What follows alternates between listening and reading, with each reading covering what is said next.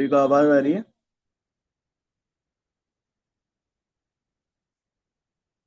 चलिए शुरू करते हैं। जो भी वीडियो ऑन कर सके वीडियो ऑन कर ले, जिससे जल्दी जुड़ा हो जाता है लोगों के साथ। चलिए मंगलाचरण करते हैं।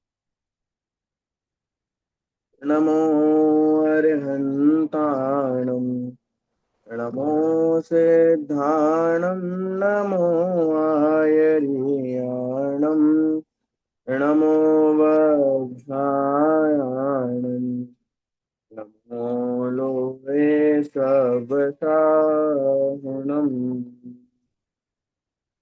मंगलमय मंगल करण बीतराग विज्ञान, नमो ताहि जाते भय अरहंतादि महान। कर मंगल करि हो महा, ग्रंथ करण को पार। जाते मिले समाधि सब, पावै निज पद राज।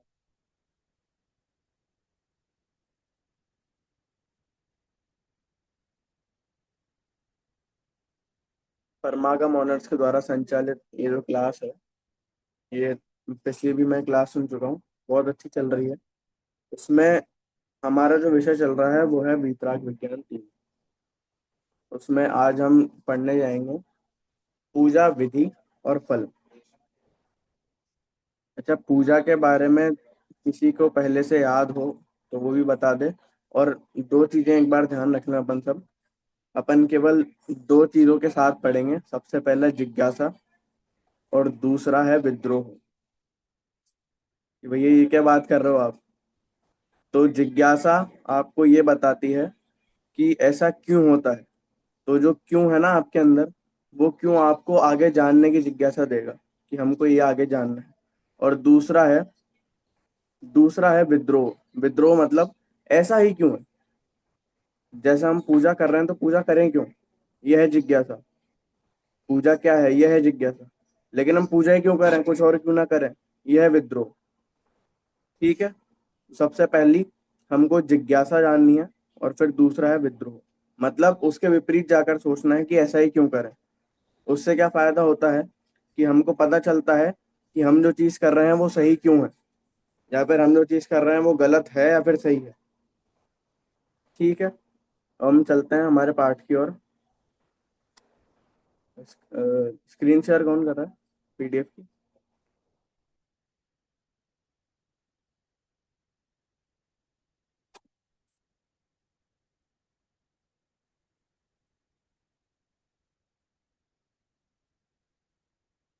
उसमें भी आप कर रही है। एक सेकंड में कर रही हूँ। हाँ बिल्कुल।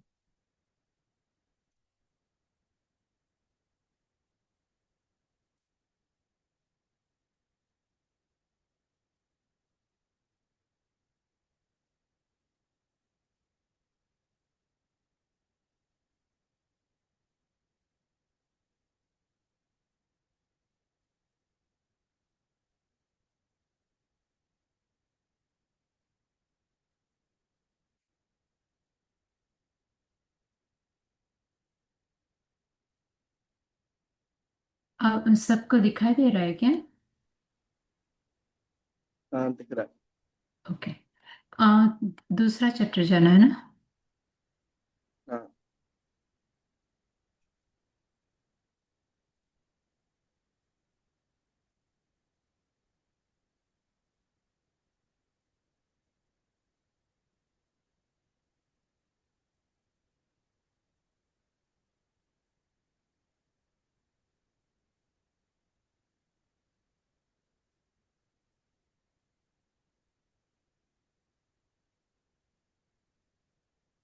चलिए, हमारे सामने पाठ क्रमांक 2 है, पूजा विधि और फल। ये जो तीन शब्द आपके सामने हैं, पूजा विधि और फल।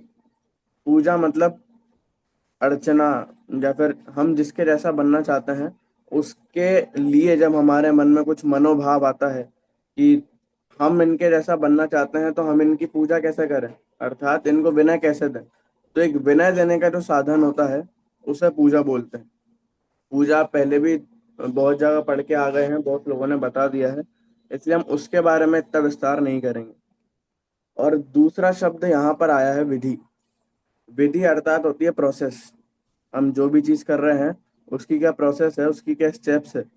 तो जिस स्टेप से हम उस विनय को व्यक्त करते हैं उसका नाम यहाँ पर दिया गया है विधि। और यहाँ पर तीसरा शब्द है फल। फल अर्थात होता है वो रिजल्ट हमें क्या दे रहा है। अगर हम कोई भी काम करें और उसका कुछ रिजल्ट हमको ना मिले तो फिर हम वो काम करेंगे क्यों। इसलिए तीसरा है फल। तो सबसे पहले पूजा, जो कि क्रिया है, हम जो भी काम कर रहे हैं वो। विधि अर्थात हम वो कैसे करें। और फल, उससे हमें प्राप्त क्या हो रहा है। कोई भी हम कार्य करते हैं लौकिक में भी, तो ये तीन चीजें तो देखते हैं। जैसे हमें कोई भी प्रेजेंटेशन बनानी है। अब सबसे पहला है कि प्रेजेंटेशन बनानी है, यह है पूजा। कोई भी काम हमको करना है तो कौन सा काम करना है, तो ये प्रेजेंटेशन बनानी है, यह है पूजा। अब फिर जब हम वो प्रेजेंटेशन बनाएंगे तो फिर कैसे कैसे बनानी है, सबसे पहली स्लाइड हमको कौन सी रखनी है, दूसरी कौन सी, तीसरी कौन सी। तो ये जो हमारे दिमाग में क्रम सेट होता है ना, यह है विधि। और आखिरी में जब हमने प्रेजेंटेशन दे दी और बिल्कुल सब सही हो गया, तो उसके बाद हमें क्या मिलेगा, इंक्रीमेंट मिलेगा, या फिर सैलरी डबल होगी, या फिर थोड़ा सा और ज्यादा होगा, क्या होगा, तो फिर इसको बोलते हैं फल। तो जब भी हम कोई कार्य करते हैं तो इन तीन चीजों को अपने दिमाग में रखते हुए करते हैं। ठीक है। अब यहाँ से आदरणीय दादा जो छोटे हुकुमचंद जी भारिल है, उनकी एक खासियत रही है कि ज्यादातर पाठ उन्होंने संवाद में दिए हैं। वैसे ही ये भी पाठ जो है संवाद शैली में लिखा गया है। तो अब यहाँ पर हम इसका वाचन करेंगे एक बार। राजू, पिताजी, आज मंदिर में लोग गा रहे थे, नाथ तेरी पूजा को फल पायो। नाथ तेरी, यह पूजा क्या है और इसका क्या फल है। नादान सा बालक है। जब भी हम हमारे बच्चों को भी देखते हैं, कोई भी आपके घर में होंगे, तो अब वो भी अगर मंदिर गए अपने साथ और वहां पर अगर कोई पूजन विधान चल रहा है, तो वहां पर कोई भी एक लाइन अगर बार बार आए ना, तो वो उनके दिमाग में बैठ जाती है। अब फिर घर पर आकर वो उसका मतलब पूछता है। वैसे यहाँ पर एक राजू नाम का बालक है, वो अपने पिता से पूछ रहा है कि उसने एक लाइन सुनी है, नाथ तेरी पूजा को फल पायो। नाथ तेरी, अब वो यहाँ पर पूछ रहा है पूजा क्या है, पूजा को फल पायो। अब इसमें सबसे पहले पूजा क्या है, तो उसका क्या फल पा गए। तो अब आगे जो सुबोध चंद्र है उसके पिता, वो इसका जवाब देते हैं कि इष्ट देव शास्त्र गुरु का गुण स्तवन ही पूजा है। इष्ट देव, शास्त्र, गुरु और उनका गुण स्तवन। गुण स्तवन, जो हमने जाना था कि विनय का एक जरिया, उसको हमारी भाषा में, जैन धर्म की भाषा में बोलते हैं गुण स्तवन। गुणों का स्तवन करना, उसको बोलते हैं गुण स्तवन। तो इससे एक चीज तो पता चलती है कि इष्ट देव, शास्त्र, गुरु, इनमें ऐसे कुछ तो गुण होते हैं जो हमको अट्रैक्ट करते हैं, हमको ऐसा बनाते हैं कि हम उनकी पूजा करें। अब इनमें कौन से गुण होते हैं, ये अब आगे पार्ट में जानेंगे। राजू, यह इष्ट देव कौन होते हैं। इष्ट देव कौन होते हैं, अब अकेले यहाँ पर देव शास्त्र गुरु तो लिखा नहीं गया है। इसके पहले एक शब्द लगाया है इष्ट। अब इष्ट किसे कहते हैं, तो मिथ्यात्व, राग द्वेष आदि का अभाव करके पूर्ण ज्ञानी और सुखी होना ही इष्ट है। अब हमारी नजर में क्या क्या इष्ट है, वो दूसरी बात है। लेकिन यहाँ पर जब हम पूजा करते हैं, उस समय पर हमारे दिमाग में इष्ट की क्या परिभाषा रहनी चाहिए, वो यहाँ पर बताया गया है। देखिए, मिथ्यात्व, राग द्वेष आदि का अभाव करके पूर्ण ज्ञानी और सुखी होना ही इष्ट है। अब यहाँ पर एक कुछ शब्द आए हैं। सबसे पहले आया है मिथ्यात्व। अब मिथ्यात्व, आप में से किसको पता है कि मिथ्यात्व किसे कहते हैं, एक बार बताओ। मिथ्यात्व किसे कहते हैं। उल्टी मान्यता होना। हाँ, बहुत बढ़िया। उल्टी मान्यता को मिथ्यात्व कहते हैं। लेकिन किसके संबंध में उल्टी मान्यता, देव शास्त्र गुरु के संबंध में और सही धर्म के संबंध में। बहुत बढ़िया। देव शास्त्र गुरु के संबंध में उल्टी मान्यता। और अगर अ, वास्तव में कहा जाए तो सात तत्व के संबंध में जो उल्टी मान्यता होती है उसे मिथ्यात्व कहते हैं। ये मैंने इसलिए कहा क्योंकि अगर मैं कोई भी एक क्लास अटेंड करता हूँ फिजिक्स की, अब फिजिक्स की क्लास मैंने अटेंड करी, उनने मुझे कुछ पढ़ाया था, अब मैं यहाँ पर फॉर्मूला तो लगा रहा हूँ, वो इक्वेशन सॉल्व कर रहा हूँ फिजिक्स वाली, लेकिन अब मुझे फॉर्मूला गलत पता है। तो अब मेरे दिमाग में वो जो फॉर्मूला है वो उल्टा है। तो अब क्या वो फॉर्मूला मेरे यहाँ मोक्ष मार्ग में काम आएगा क्या? उसके संबंध में जो उल्टी मान्यता है उससे मुझे यहाँ घाटा होगा क्या? तो ऐसा नहीं होगा। इसलिए जो जीवादि सात तत्व हैं, देव शास्त्र गुरु हैं, आत्मा आत्मा के संबंध में जो उल्टी मान्यता होती है उसे यहाँ पर मिथ्यात्व कहा जाता है। अब उसके बाद ये भी दो प्रकार का होता है, ग्रहित और अग्रहित मिथ्यात्व, जिसके बारे में हम आज ही आगे पढ़ेंगे। क्योंकि चौथे नंबर का अगर आप पाठ देखेंगे तो अग्रहित और ग्रहित मिथ्यात्व, उसकी चर्चा हम भी करेंगे आज। अब मिथ्यात्व के बाद शब्द आए हैं राग द्वेष। राग द्वेष किसे कहते हैं, आप ही बताइए।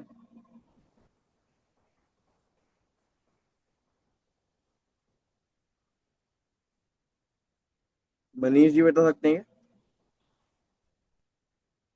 और सर आज अटैचमेंट और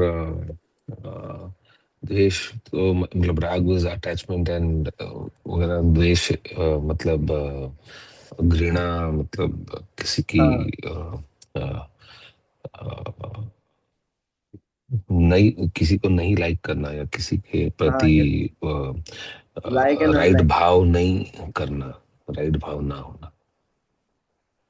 किसी को इसकी अगर परिभाषा देखें तो किसी को भला जानकर चाहना कि इससे मेरा फायदा हो सकता है। तो अभी जो फायदे वाली चीज है ना, तो जिससे फायदा हो रहा है उसको अपन अपने पास रखते हैं।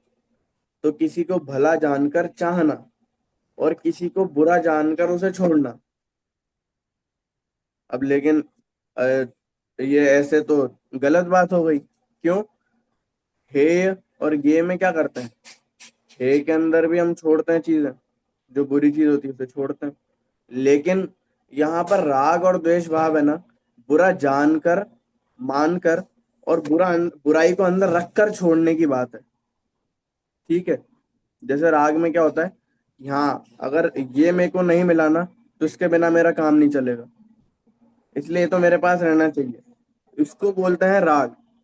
ठीक है। और द्वेष क्या होता है, अरे छी छी छी छी, ये तो छी वाला भाव है ना, ये छी वाले भाव को बोलते हैं द्वेष। तो मिथ्यात्व, राग, द्वेष आदि का अभाव करके पूर्ण ज्ञानी और सुखी होना ही इष्ट है। इनका अभाव करके पूर्ण ज्ञानी और सुखी होना। अच्छा, यहाँ पर दो शब्द दिए, पूर्ण ज्ञानी और सुखी। हम तो देखते हैं कि अ, वीतरागता और सर्वज्ञता, जहां भी हम जाते हैं ना, जो भी सभा सुनते हैं, जो भी प्रवचन सुनते हैं, तो वहां पे दो शब्द को मुख्य करा जाता है, एक वीतरागता और एक सर्वज्ञता। लेकिन यहाँ पर सर्वज्ञता तो आ गई पूर्ण ज्ञानी से, लेकिन यहाँ पर दूसरा शब्द लिया है सुखी। वीतरागता नहीं लिया, सुखी लिया। क्यों? क्योंकि अभी हम पढ़ रहे हैं अध्यात्म। अध्यात्म स्पिरिचुअलिटी, उसके अंदर जो है ज्ञान और सुख, इन दोनों को मुख्य करा जाता है। अच्छा, आपने वो सुना होगा, मैं ज्ञानानंद स्वभावी हूँ, सुना है? तो वहां पर दो शब्द कौन से लिए, ज्ञान और आनंद। क्यों?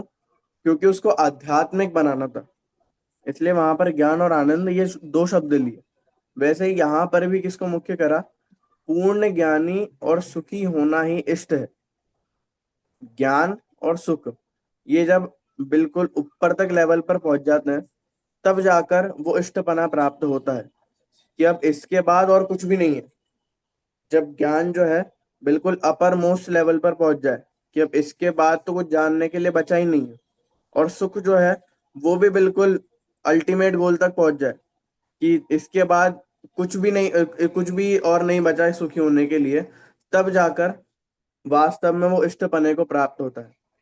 इसलिए मिथ्यात्व, राग, द्वेष आदि का अभाव करके पूर्ण ज्ञानी और सुखी होना ही इष्ट है। और उसकी प्राप्ति जिसे हो गई हो वही इष्ट देव है। ये सब क्यों अभी तक बताया? क्योंकि ऊपर राजू ने यह कहा था यह इष्ट देव कौन होते हैं। तो अब इष्ट देव को बताने के लिए पहले इष्ट शब्द का मतलब बताना पड़ेगा। तो यहाँ पर दो ही चीजें बताई कि मिथ्यात्व, राग द्वेष आदि का अभाव कर दिया जिनने, और पूर्ण ज्ञानी और पूर्ण सुखी हो गए जो। तो अब ये दोनों गुण जिसके अंदर है वही इष्ट देवता को प्राप्त होता है, इष्ट देव पने को प्राप्त होता है।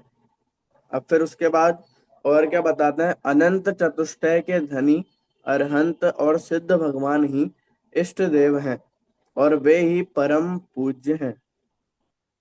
अच्छा, इसको किसने प्राप्त करा है? तो यहाँ पर बता रहे हैं अनंत चतुष्टय के धनी अरहंत और सिद्ध भगवान ने।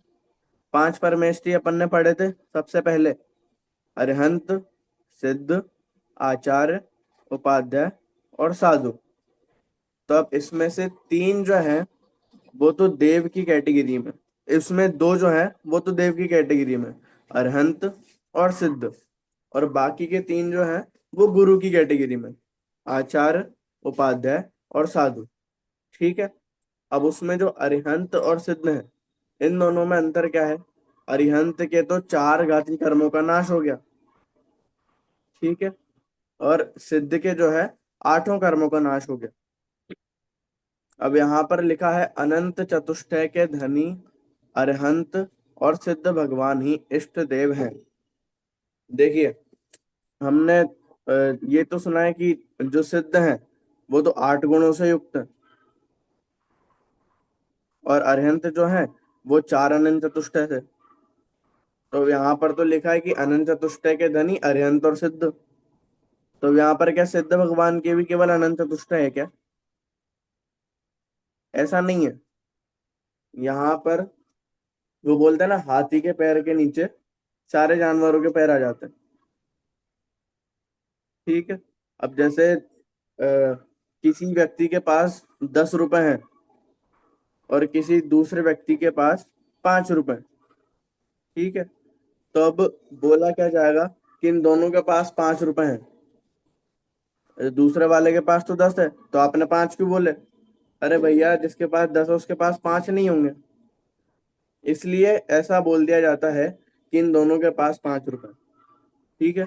वैसे ही जिनके पास 8 गुण है, क्या उनके पास चार नहीं होंगे, अनंत चतुष्टय नहीं होंगे? इसलिए उन दोनों को मिलाकर यह बोल दिया गया है कि अनंत चतुष्टय के धनी। अच्छा, अब इतनी सारी बातें कर ली, अनंत चतुष्टय कौन से?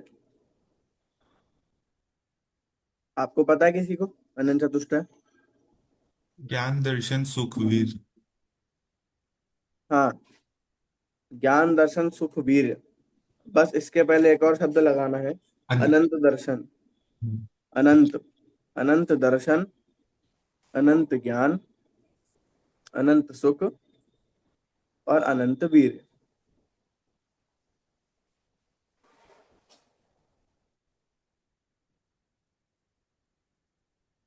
अनंत दर्शन, अनंत ज्ञान, अनंत सुख और अनंत वीर। देखिए, अनंत दर्शन, ये सब होते क्या है इसको भी एक बार हम जान लें। अनंत दर्शन, अनंत दर्शन के पहले एक बार अनंत ज्ञान हम देख लें। जब भी हम जानते हैं ना, जब भी हम जानते हैं तो उसके लिए दो स्टेप फॉलो होती है। सबसे पहले दर्शन उपयोग, फिर ज्ञान उपयोग। ये आपने उपयोग वाले पार्ट में पढ़ा होगा। ठीक है। तो सबसे पहले दर्शन उपयोग होता है, फिर उसके बाद ज्ञान उपयोग होता है। तो अब जिनके दर्शन उपयोग, ये जो क्रम से जानते थे ना पहले, कि पहले एक चीज जानी, फिर दूसरी, फिर तीसरी, फिर चौथी, तो ये जो क्रम से जानने वाली चीज थी जहां पर समाप्त हो गई, उसे बोलते हैं अनंत ज्ञान। अब पहले क्या हो रहा था कि मति ज्ञान, मति ज्ञान के पहले हम जान रहे थे, तो फिर, या फिर शुद्ध ज्ञान के पहले हम जान रहे थे, तो उसके पहले चक्षु दर्शन हो रहे थे कि अगर हमने नेत्रों से जाना, आंखों से जाना, तो उसके तो जानने से पहले जो उपयोग हुआ ना, उसे दर्शन उपयोग बोलते थे। कौन सा वाला? चक्षु दर्शन उपयोग। अगर किसी और से जाना, अगर हमने टच से जाना, अगर हमने सुन के जाना, तो उसे अचक्षु दर्शन उपयोग। तो पहले ये दर्शन उपयोग होता था, फिर उसके बाद हमको जानने में होता था पूरा। ठीक है। लेकिन केवल ज्ञान में ऐसा नहीं होता। केवल ज्ञान में क्या होता है कि दर्शन उपयोग और ज्ञानोपयोग दोनों एक साथ चलते हैं। वहां पर ऐसे टाइम डिफरेंस नहीं होता कि पहले दर्शन उपयोग या फिर केवल दर्शन से जाना, फिर उसके बाद केवल ज्ञान हुआ। ऐसा नहीं है। केवल केवल ज्ञान ही ऐसा है जिसके अंदर दर्शन उपयोग और ज्ञान उपयोग दोनों एक साथ होते हैं। ठीक है। बाकी सब में क्रम से होता है। पहले अवधि दर्शन हुआ, फिर अवधि ज्ञान हुआ, या फिर पहले चक्षु चक्षु दर्शन हुआ, फिर मति ज्ञान हुआ, पहले ईहा हुई, फिर उसके बाद मना परिया, ऐसे होता है। लेकिन केवल ज्ञान के अंदर दोनों एक साथ चलते हैं। वैसे ही यहाँ पर अनंत चतुष्टय के अंदर जो अनंत दर्शन है, अनंत दर्शन क्या बताता है कि अब जितने भी जो दर्शन है ना, दर्शन उपयोग, वो उनको अनंतता को प्राप्त हो गए हैं। मतलब अब टाइम डिफरेंस नहीं बचा है, इसलिए अनंत दर्शन। अब फिर उसके बाद दूसरा अनंत ज्ञान, सबको जान लेते हैं एक ही समय पर। परिभाषा भी हम देखते हैं ना, जो तीन लोग तीन काल के समस्त पदार्थों को एक साथ एक समय में जानते हैं, उसे केवल ज्ञान कहते हैं, उन्हें सर्वज्ञ कहते हैं। जो जो सर्वज्ञता है, केवल ज्ञान है, इसके बाद कुछ भी नहीं है। अर्थात इससे आगे जानने वाला अब कुछ भी नहीं बचा है। ये बिल्कुल पराकाष्ठा को प्राप्त हो चुके हैं। इसलिए यहाँ पर दूसरे नंबर पर आता है अनंत ज्ञान। अब तीसरा क्या है? अनंत सुख। हमने शुरुआत में बात करी थी कि यहाँ पर वीतरागता को नहीं लिया, यहाँ पर ज्ञान और सुख को लिया। तो वीतरागता को नहीं लिया क्या? तो अनंत सुख के अंदर वीतरागता आती है। कैसे आती है? क्योंकि जितना जितना राग जाता है ना, उतना उतना सुख आता है। इनकी व्याप्ति है। जितना जितना राग जाएगा, उतना उतना सुख आएगा। तो अब वीतरागता शब्द का मतलब क्या होता है कि वीत राग, जिनका राग बीत गया है, राग का बीत जाना, उसे वीतराग कहते हैं। तो वैसे ही यहाँ पर जो है अनंत सुख बोला ना, तो अब जिनका 5% राग बीता है, उनके 5% सुख है। जिनका 10% बीता, उनके 10%। वैसे ही अब भगवान के कितना बीत गया? भगवान के 100% बीत गया, तो उनको सुख कितना होगा? 100%। इसलिए यहाँ पर तीसरा क्या है? अनंत सुख। कि जिनका सुख जो है वो अनंतता को प्राप्त हो गया, कि अब इसके बाद कुछ और नहीं है, उसे बोलते हैं अनंत सुख। और चौथे नंबर पर आता है अनंत वीर्य। अनंत वीर्य मतलब क्या होता है? वीर्य मतलब होता है केपेबिलिटी। आपके अंदर कितनी क्षमता है। तो अब वो जो क्षमता है ना, वो उनके अंदर पराकाष्ठा को प्राप्त हो चुकी है। मतलब कोई व्यक्ति है, अब कोई व्यक्ति 5 किलो वजन उठा पाता है, कोई व्यक्ति 10 किलो, कोई व्यक्ति 15 किलो, कोई 20, कोई 25, कोई 30। और ये जैसे अपन जिम में देखते हैं ना, डेड लिफ्ट होता है, कुछ कुछ 200, 250 इतने भी उठाते हैं। तो अब कोई तो एक व्यक्ति होगा कि जो बिल्कुल हाईएस्ट लेवल पे उठाता होगा। कोई व्यक्ति 300 उठा दे कि भैया इसके आगे तो कोई नहीं उठा पाता, आज तक कोई उठा ही नहीं पाया। तो अब उसके अंदर क्या बोलेंगे उसको कि ये वर्ल्ड चैंपियन है, इसके आगे कोई नहीं उठा पाता। क्यों? क्योंकि उसके अंदर वो पावर है। तो वैसे ही ये जो सर्वज्ञ भगवान है, सर्वज्ञ भगवान में किसकी पावर है? जानने की पावर। अपन कितना जान पाते हैं? अपन थोड़ा बहुत जान पाते हैं, क्योंकि अपन को बोला ही सूक्ष्म ज्ञानी जाता है। तो अपन जैसे पूरी दुनिया जो है ये 100% है। अब इसमें से अपन 0.1, 0.2, 0.5 इतना ही जान पाते हैं। और वो भी कितना? जैसे पूरी दुनिया है। अब पूरी दुनिया के अंदर अपन जो है इंडिया में रहते हैं। एशिया में इंडिया, फिर इंडिया में भी अपन अपने अपने स्टेट्स में रहते हैं, अपने अपने स्टेट्स में भी अपने अपनी सिटी में रहते हैं, और उस सिटी में भी अपने अपने घर में रहते हैं। तो अब घर में हम रहते हैं, तो फिर इतनी बड़ी दुनिया, अब उसको पूरा जान पाते हैं कि हम इतनी सारी चीजें तो पहले ही बाहर हो गई। अब फिर उसके बाद भी इतने सारे समुद्र है, पूरा आकाश है, इतना सब कुछ है, अपन उसमें से कितना सा जान पाते हैं? बहुत थोड़ा सा। लेकिन क्यों ऐसा क्यों होता है? क्योंकि अपन में क्षमता कम है, कैपेबिलिटी कम है उसको जानने की। अब लेकिन सर्वज्ञ भगवान का क्या होता है? उस उनके पास बिल्कुल ज्यादा कैपेबिलिटी है, अर्थात सबको जानने की कैपेबिलिटी, इसलिए वो सब जान पाते हैं। तो अब जब तक अनंत वीर्य नहीं होगा ना, ना अनंत ज्ञान हो पाएगा, ना अनंत सुख हो पाएगा। क्यों? सबको जानने की भी उनके अंदर क्षमता नहीं बचेगी, तो जानेंगे कैसे? और जितना सुख उनको प्राप्त हो रहा है, जब उस सुख को भोगने की भी उनके अंदर क्षमता नहीं बचेगी, तो वो सुख भोगेंगे कैसे? जैसे कोई व्यक्ति था, एक व्यक्ति के घर के अंदर उसके बेटे की, उसकी पत्नी की, इन सब की मृत्यु हो गई, और वो पूरे घर में अकेला बचा। उसने सोचा कि अब घर का किराया भी देना है। अब फिर उसके बाद उसकी एक नौकरी थी 15,000 की, 15,000 रुपये महीने, इतना कम सैलरी देते थे उसको। अब फिर जब उसने थोड़ा बहुत दिन की लीव ली, तो फिर कंपनी को लगा अब ये काम का नहीं है, तो फिर उस कंपनी ने भी उसको निकाल दिया। अब उसके घर का रेंट वो दे नहीं पा रहा था, नौकरी हाथ से चली गई थी, कोई साथ में था नहीं। तो इतना सब कुछ उसका उसका वियोग हो गया, इतना सब कुछ हो गया उसके साथ। तो फिर वो सह नहीं पाया, और जब वो सह नहीं पाया, तो फिर उसने जो है आत्महत्या कर ली। ठीक है, ये सब क्यों बता रहे हैं? तो अब जैसे दुख है ना, तो दुख को सहने की कैपेबिलिटी सबके पास अलग अलग होती है। किसी के जीवन में बहुत दुख है, लेकिन तब भी वो सहे जा रहा है। किसी के में थोड़ा सा दुख आया और वो मर जाता है, या फिर कुछ गलत कदम उठा लेता है। तो अब जैसे कैपेबिलिटी है ना सबकी, कि ये दुख भोग पाता है, ये ज्यादा भोग पाता है, वैसे ही सुख का भी है। कई लोग तो ऐसा होता है, इतनी ज्यादा खुशी की खुश खबर सुन ली उनने, कि वहीं के वहीं हार्ट अटैक आ गया। ज्यादा सुख में भी हार्ट अटैक आ रहा है, ज्यादा दुख में भी आ रहा है।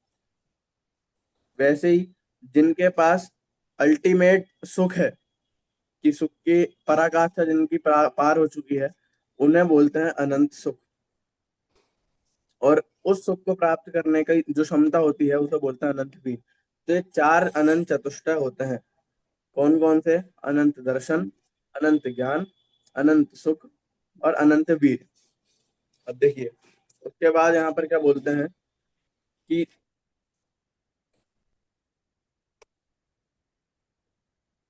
अनंत चतुष्टय के धनी अरिहंत और सिद्ध भगवान ही इष्ट देव हैं, और वे ही परम पूज्य हैं।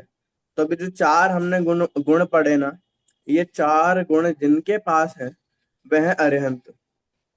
और इससे भी आगे और चार होते हैं, वो जिनके पास है वो है सिद्ध। ठीक है, अब ये दोनों ही देवों में पूज्य माने जाते हैं। अच्छा, इनका नाम क्या है भैया? कहाँ पर पाए जाते हैं ये? ऐसा भी कुछ है क्या? तो जिनके अंदर भी ये गुण है, वो सब पूज्य हैं। अब ऐसा अलग से कोई नाम नहीं है क्या के लिए महावीर पूज्य हैं, या फिर आदिनाथ पूज्य हैं, ऐसे अलग से नाम नहीं है। जिनके पास ये चार गुण हैं, जिनके पास वो आठ गुण है, वो सब पूज्य। इसलिए अनंत चतुष्टय के धनी अरिहंत और सिद्ध भगवान ही इष्ट देव हैं, और वे ही परम पूज्य हैं। अब फिर उसके बाद राजू पूछता है, देव की बात तो समझा, शास्त्र और गुरु कैसे पूज्य हैं? तो उसके पिता कहते हैं, शास्त्र तो सच्चे देव की वाणी होने से और मिथ्यात्व राग द्वेष आदि का अभाव करने एवं सच्चे सुख का मार्गदर्शक होने से पूज्य हैं। सच्चे देव की वाणी होने से, पहला पॉइंट, सच्चे देव की वाणी। अच्छा, मतलब जो सिद्ध भगवान है, जब वो उपदेश देते हैं, तो उनकी वाणी को हम दिनवाणी बोलते हैं, ऐसा ना? उपदेश कौन देता है? उपदेश केवल और केवल अरिहंत देते हैं। अरिहंत भी जरूरी नहीं सारे, कुछ कुछ अरिहंत देते हैं, ठीक है। सिद्ध भगवान नहीं बोलते, अरिहंत भगवान बोलते हैं। और जिनवाणी किसको कहा जाता है? तो शब्द से अपन देखें ना तो जिन और वाणी। जिन मतलब जिनेंद्र भगवान, जो अरिहंत भगवान है वो। और वाणी मतलब वो जो भी बोल रहे हैं, उनकी वॉइस, उसे बोलते हैं वाणी। तो अब जो जिनेंद्र भगवान की वाणी है उसे जिनवाणी कहा जाता है। अब वो क्या बोलते हैं? वो जितना भी हम सब पढ़ रहे हैं ना, ये सब वही बोलते हैं।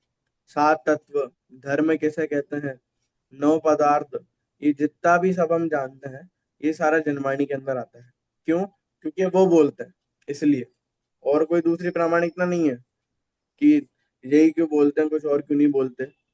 वो केवल और केवल सही बोलते हैं, ठीक है। अब इसलिए यहाँ पर इसलिए लिखा गया है कि शास्त्र तो सच्चे देव की वाणी होने से और मिथ्यात्व राग देश आदि का अभाव करने से।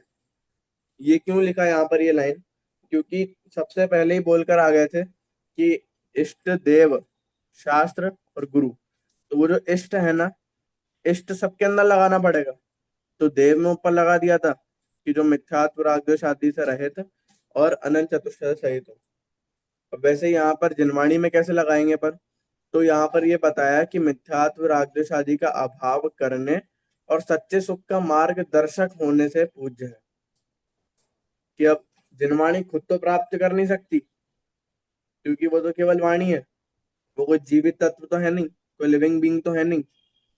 लेकिन वो जितने भी लिविंग बीइंग्स हैं, जितने भी जीव हैं, उनको वो मार्ग तो बता सकती है। इसलिए वो मार्ग बताने से वो जो इष्ट शास्त्र है, वो जो जिनवाणी है, वो पूज्य हो जाती है, केवल और केवल मार्ग बताने से, और कोई कारण नहीं है, ठीक है। और फिर उसके बाद यहाँ पर और क्या लिखा है? सच्चे सुख का मार्ग बताने से। तो कौन सा सुख? कि जो सुख की अभी अपन ऊपर बात करके आए, अनंत सुख की, वहां तक जो भी अपन को पहुंचाए उसे बोलते हैं सच्चे सुख का मार्ग। और जो उसको बताने वाली है उसे बोलते हैं जिनवाणी। ये इस कारण से वो जो है पूज्य है। अब फिर उसके बाद नग्न दिगंबर भावलिंगी गुरु भी उसी पथ के पथिक वीतरागी संत होने से पूज्य है। इष्ट देव हो गया, इष्ट शास्त्र हो गया। अब इष्ट गुरु, गुरु के बारे में बता रहे हैं। नग्न दिगंबर भावलिंगी गुरु भी उसी पथ के पथिक वीतरागी संत होने से पूज्य है। जितने हम महाराज जी जिसको बोलते हैं हम नग्न दिगंबर साधु, सबसे पहला पॉइंट बताया नग्न हो। क्यों? क्योंकि उनके पास अगर थोड़ा भी परिग्रह रहेगा, कुछ भी सामान रहेंगे, तो जैसे अपन के पास कोई चीज होती है, तो अपन के दिमाग में बना रहता है कि अरे ये खो ना जाए, खो ना जाए, खो ना जाए। तो वैसे ही अगर उनके पास भी कुछ होगा ना, तो फिर उनके दिमाग में भी बना रहेगा कि अरे ये छूट ना जाए, छूट ना जाए। इसलिए सबसे पहला तो नग्न होना चाहिए। नग्न यहाँ पर क्यों बोला? अपरिग्रह पने का प्रतीक है। उनके पास कुछ भी नहीं है, इसलिए वो इतना निर्भर है, इतने टेंशन फ्री है। इसलिए सबसे पहले नग्न हो। नग्न दिगंबर मतलब, दिगंबर शब्द का मतलब होता है कि दिशाएं ही जिनके अंबर हो। अंबर अर्थात होता है कपड़े, और दिक, दिक मतलब होता है दिशा। तो दिक, अंबर, तो दिशाएं हैं जिनका अंबर हो। तो जैसे अपन के पास तो वस्त्र है, उनके पास नहीं है ना वस्त्र, तो बोलते हैं उनके पास वस्त्र है ना। कि जितनी भी दिशाएं अपने आसपास है ना, उन सबको उनने ओढ़ के रखा है। तो दिशाएं ही उनका अंबर, अंबर अर्थात कपड़े हैं, ठीक है। और भावलिंगी, भावलिंगी गुरु भी उसी पथ के पथिक वीतरागी संत होने से पूज्य है। यहाँ पर एक शब्द आया है भावलिंगी। भावलिंगी वैसे तो बहुत गहरा अर्थ रखता है। अगर हम शॉर्ट में समझे भावलिंगी किसे कहते हैं, तो जैसे चार कषाय के अभाव में अपन अरिहंत बोल रहे हैं ना, वैसे ही तीन कषाय के अभाव में गुरु होते हैं, जिनके तीन कषाय ना हो। अनंतानुबंधी, अप्रत्याख्यान और प्रत्याख्यान, ये तीन चीजें, ये तीन जो कषाय है, ये जिनके ना हो उन्हें गुरु बोला जाता है। तो भावलिंगी अर्थात जिनके 3 कषायों का अभाव हो गया हो उसे बोलते हैं भावलिंगी। इसलिए जो नग्न नग्न दिगंबर हो, भावलिंगी हो और उसी पथ के पथिक हो, उसी पथ के अर्थात कौन से, वो जो ऊपर बताया ना अनंत चतुष्ट है, जो सच्चा ज्ञान और सच्चा सुख प्राप्त हो, इष्ट की जो परिभाषा बताई, उस पथ को जो बताने वाला हो या फिर उस पथ पर जो चल गया हो उसे बोलते हैं वीतरागी गुरु या फिर इष्ट गुरु। इसलिए इष्ट इष्ट की परिभाषा के ऊपर पूरा का पूरा डिपेंडेंसी है कि कौन पूज्य है और कौन पूज्य नहीं है। कोई व्यक्ति के पास मिथ्यात्व राग द्वेष आदि पाया जाता है, कोई दिखता है, तो वो पूज्य नहीं है, और जिनके पास नहीं पाया जाता है वो पूज्य है। अब यहाँ पर आगे पूछता है कि गुरु तो, ये तो अगर कोई जैनी से बोलो तो समझ पाए, लेकिन अगर किसी अन्य व्यक्ति से बोलो कि आपके गुरु कौन है, तो वो क्या समझता है, टीचर। और हम भी पहले ही समझते थे कि गुरु मतलब क्या होता है, टीचर। बताइए आज तक किसी ने आपसे पूछा हो कि आपके गुरु कौन है और आपने कोई से मुनिराज का नाम लिया हो? ऐसा होता देखा है कभी? किसी बच्चे से आप पूछो कि आपके गुरु कौन है और वो कोई मुनिराज का नाम ले। तो अब मेन जो गुरु का अर्थ फेमस है पूरे वर्ल्ड में, वो है टीचर, जो सिंपल हमारे विद्या गुरु होते हैं, जिनसे हमको जितना भी ज्ञान है वो प्राप्त हुआ है। इसलिए राजू भी यहाँ पर पूछता है कि हमारे विद्या गुरु माता पिता आदि भी तो गुरु कहलाते हैं, क्या उनकी भी पूजा करनी चाहिए? क्योंकि ऊपर बोल चुके कि ये सब मार्गदर्शक होने से पूज्य है। इसके ऊपर वाले डायलॉग में बोला था ना, मार्गदर्शक होने से पूज्य है। तो इन सब की हम पूजा कर रहे हैं। तो वैसे हमारे विद्या गुरु भी हैं, माता पिता भी हैं, उन सब से भी हमको ज्ञान मिला है, और वो सब भी हमारे भलाई के बारे में सोचते हैं। तो फिर वो भी तो हमारे गुरु हैं, तो फिर उनकी पूजा क्यों नहीं करते हम? तब वो सुबोध चंद्र जो है वो उत्तर देता है कि लौकिक दृष्टि से उनका भी यथा योग्य आदर तो करना ही चाहिए, पर उनके राग द्वेष आदि का अभाव नहीं होने के कारण मोक्ष मार्ग में उनको पूज्य नहीं माना जा सकता। क्या उत्तर दिया उसने? कि उनके राग द्वेष का अभाव नहीं हुआ अभी। अगर कोई व्यक्ति ऐसा बोल दे कि हाँ हाँ नहीं, उनकी पूजा नहीं हो सकती, उनको आदर वादर मत दो, दिक्कत हो जाए, क्यों? फिर तो ये बोलने लगेंगे कि जैन धर्म में जो है एक सामान्य विनय की चीज भी नहीं सिखाई गई, कि बड़ों हमसे बड़े जो हैं उनकी विनय कैसे करें। मतलब जहां जहां भी सम्यक दर्शन हमको दिखा या फिर वीतरागता दिखी, केवल उनकी ही विनय हम करें, बाकियों की नहीं करें, तो फिर ये जो है दिक्कत का कारण बन जाएगा। इसलिए यहाँ पर क्या बोला है कि लौकिक दृष्टि से तो उनकी बिल्कुल यथा योग्य आदर करो, कि अगर वो दिखे तो उनसे जय जिनेन्द्र करो, उनके चरण स्पर्श करो, पांव छुओ, ये सब तो यथा योग्य विनय है।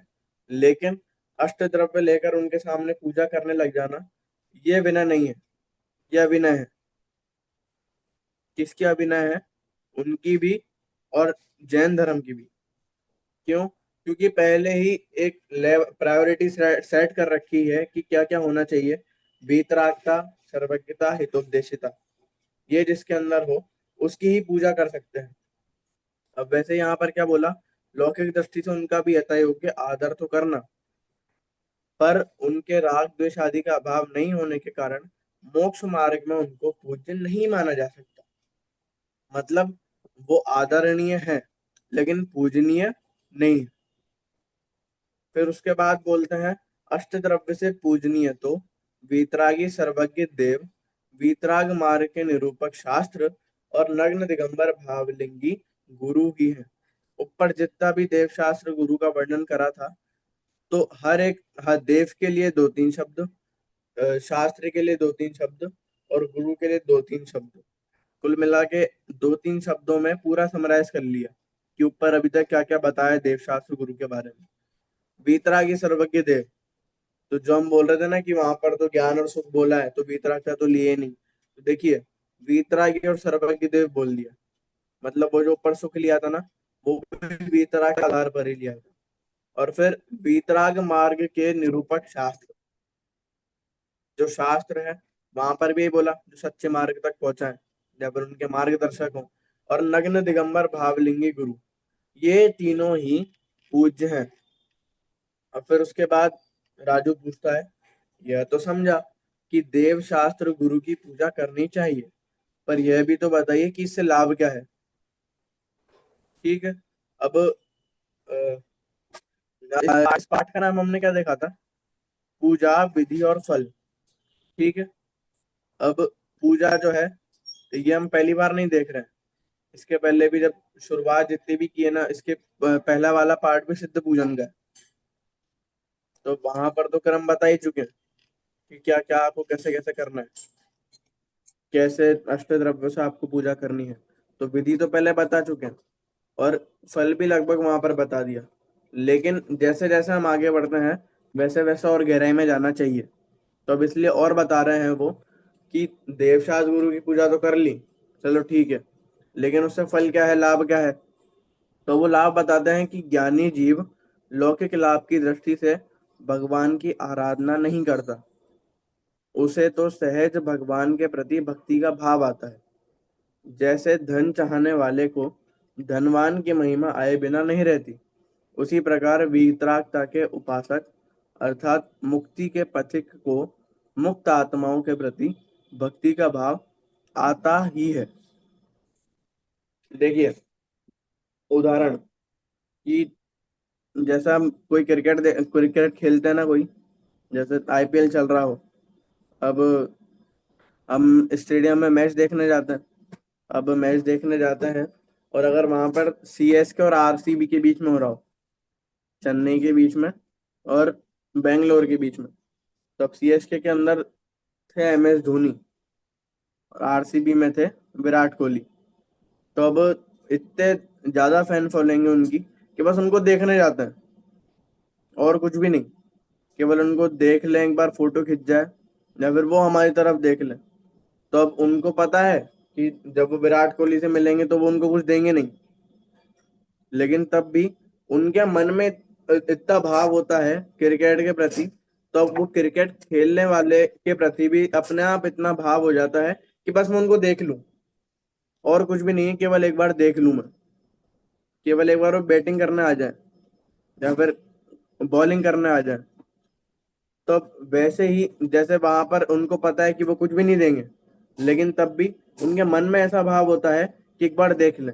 वैसे ही यहाँ पर सेम है कि ये सारा का सारा भाव किसको होगा, कि जो केवल और केवल क्रिकेट देखते हैं उनको ही हो सकता है। अब कोई व्यक्ति कोई दूसरा काम करता है, उसको नहीं है क्रिकेट में इंटरेस्ट, तो फिर उसके मन में क्या भक्ति भाव आएगा, उनको लेकर कुछ भी नहीं आएगा। वैसे ही सबसे पहला तो क्रिकेट की फील्ड हो और दूसरी उसके प्रति भक्ति भाव हो, तब जाकर जो है अपना आप व्यक्त हो जाता है। वैसे ही यहाँ पर क्या बोल रहे हैं कि ये ज्ञानी जीव जो है तो होता है, कोई लौकिक लाभ की दृष्टि से पूजा नहीं करता कि मैं उनके पास जा रहे हैं तो वो मुझे कुछ दे दे। जैसे क्रिकेट का फैन था ना, वो जा रहा था स्टेडियम में मैच देखने, तो वो ऐसा नहीं बोलता कि वो मुझको कुछ दे दे, बस वो जाता है। क्यों? क्योंकि उसको क्रिकेट खेलने वाले जो लोग हैं, वो जो तीन चार लोग हैं मेन, जिसको भी वो मानता है, उसके प्रति इतना भाव होता है कि एक बार मैं उससे मिल लूं। वैसे ही ज्ञानी जीव के अंदर भी क्या होता है कि मुझे तो कुछ नहीं चाहिए भगवान से, कुछ भी नहीं चाहिए, बस उनके बारे में मैंने इतना सुना है, उनके स्वरूप पे इतना जाना है, तो एक बार उनसे मिल लूं मैं। तो वो जो मिलना होता है ना, अकेले मिलने से काम नहीं चल पाता। तब उसको कैसे व्यक्त करें हम, हमारे अंदर जो भाव है, तो उसको पूजा के द्वारा व्यक्त करा जाता है। इसलिए यहाँ पर कहा, उसे तो सहज भगवान के प्रति भक्ति का भाव आता है। अब यहाँ पर एग्जाम्पल भी दिया, जैसे धन चाहने वाले को धनवान की महिमा आए बिना नहीं रहती, जैसे क्रिकेट के चाहने वाले को क्रिकेट के खेलने वाले के महिमा आए बिना नहीं रहती, जैसे किसी स्टॉक मार्केट वाले को स्टॉक मार्केट के अंदर जो टॉप लेवल का आदमी है उसकी महिमा आए बिना नहीं रहती।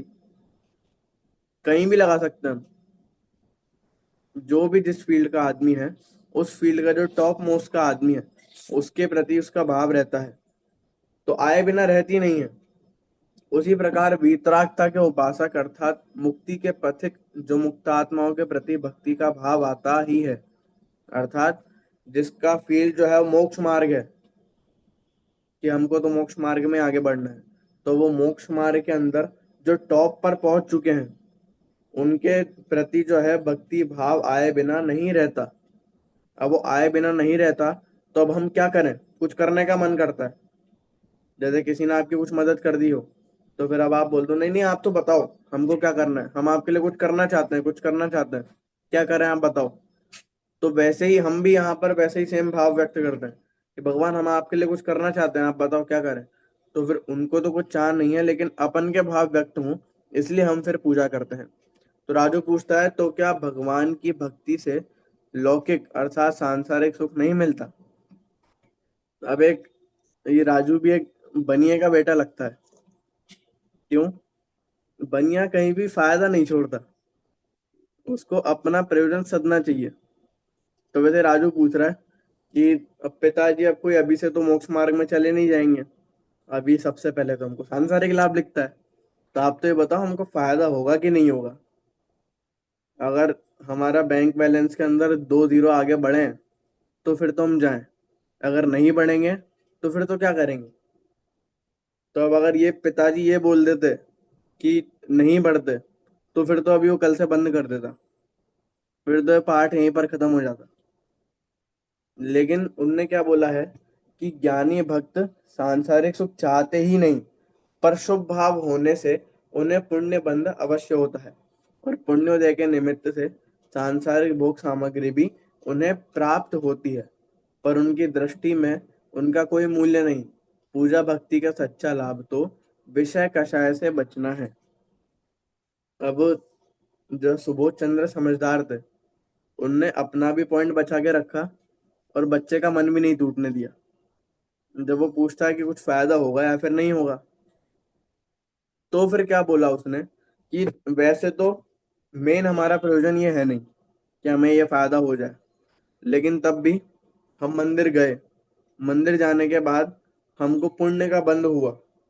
अरे पुण्य का बंध भी क्यों होगा, क्यों होगा पुण्य का बंध? क्यों? क्योंकि वहां पर जाकर हमारे शुभ भाव होते हैं, इसलिए मंद कषाय होती है, इसलिए। तो जो मंद कषाय है, शुभ भाव है, इससे पुण्य का बंध होता है। जैसे जितना भी हम गुस्सा वगैरह देखते हैं, ये सब हम फिर भी बाहर तो दिख जाए, लेकिन मंदिर में जाने के बाद इतनी शांति मिलती है कि उस टाइम पर ऐसा कोई भाव नहीं आते, और ऐसा मन करता है कि यहीं बैठे रहो। अब उनकी बात नहीं कर रहा मैं कि बिल्कुल भीड़ हो रही हो और सुबह सुबह सब चिल्ला रहे हो पूजन के नाम पर, ऐसी सब जगह नहीं। एक बार आप जाओ मंदिर में, बिल्कुल शांति हो, और उस टाइम पर आपको ऐसे भाव आते हैं कि यहीं बैठे रहो। तो ये जो होता है ना, इस टाइम पर हमारी कषाय जो है मंद होती है, और ये जो मंद कषाय है इसके कारण हमको जो है पुण्य का बंध होता है। अब वो पुण्य का बंध हुआ, तो बंद हुआ तो फिर वो पुण्य उदय में भी आएगा।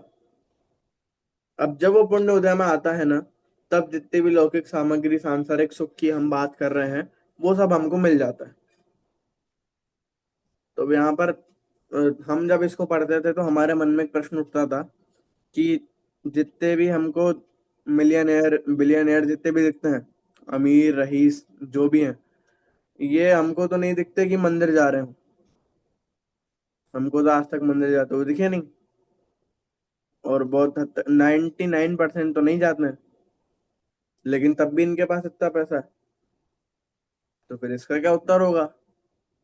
इसका ये उत्तर है कि जरूरी थोड़ना है कि ये जितना भी पुण्य का उदय है ये हमने इसी भव में बांधा हो।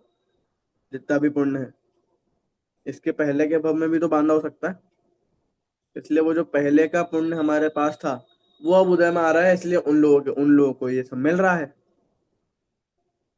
और अभी तो सोचने वाली बात ये भी है कि ये जो जितना भी पैसा वगैरह हमको मिलता है, ये पुण्य के उदय से मिलता है या फिर पाप के उदय से। इसके ऊपर हम चर्चा नहीं कर रहे, इसके ऊपर तो आप सोचना। अब फिर उसके बाद इसने दोनों सुबोध चंद्र ने दोनों साइडों को रखा कि वैसे तो हमारा प्रयोजन नहीं है कि हमको पैसा आदि मिले, सांसारिक सुख मिले, क्योंकि ज्ञानी जीव ही उनकी पूजा करता है और ज्ञानी जीव को उसकी चाह नहीं रहती।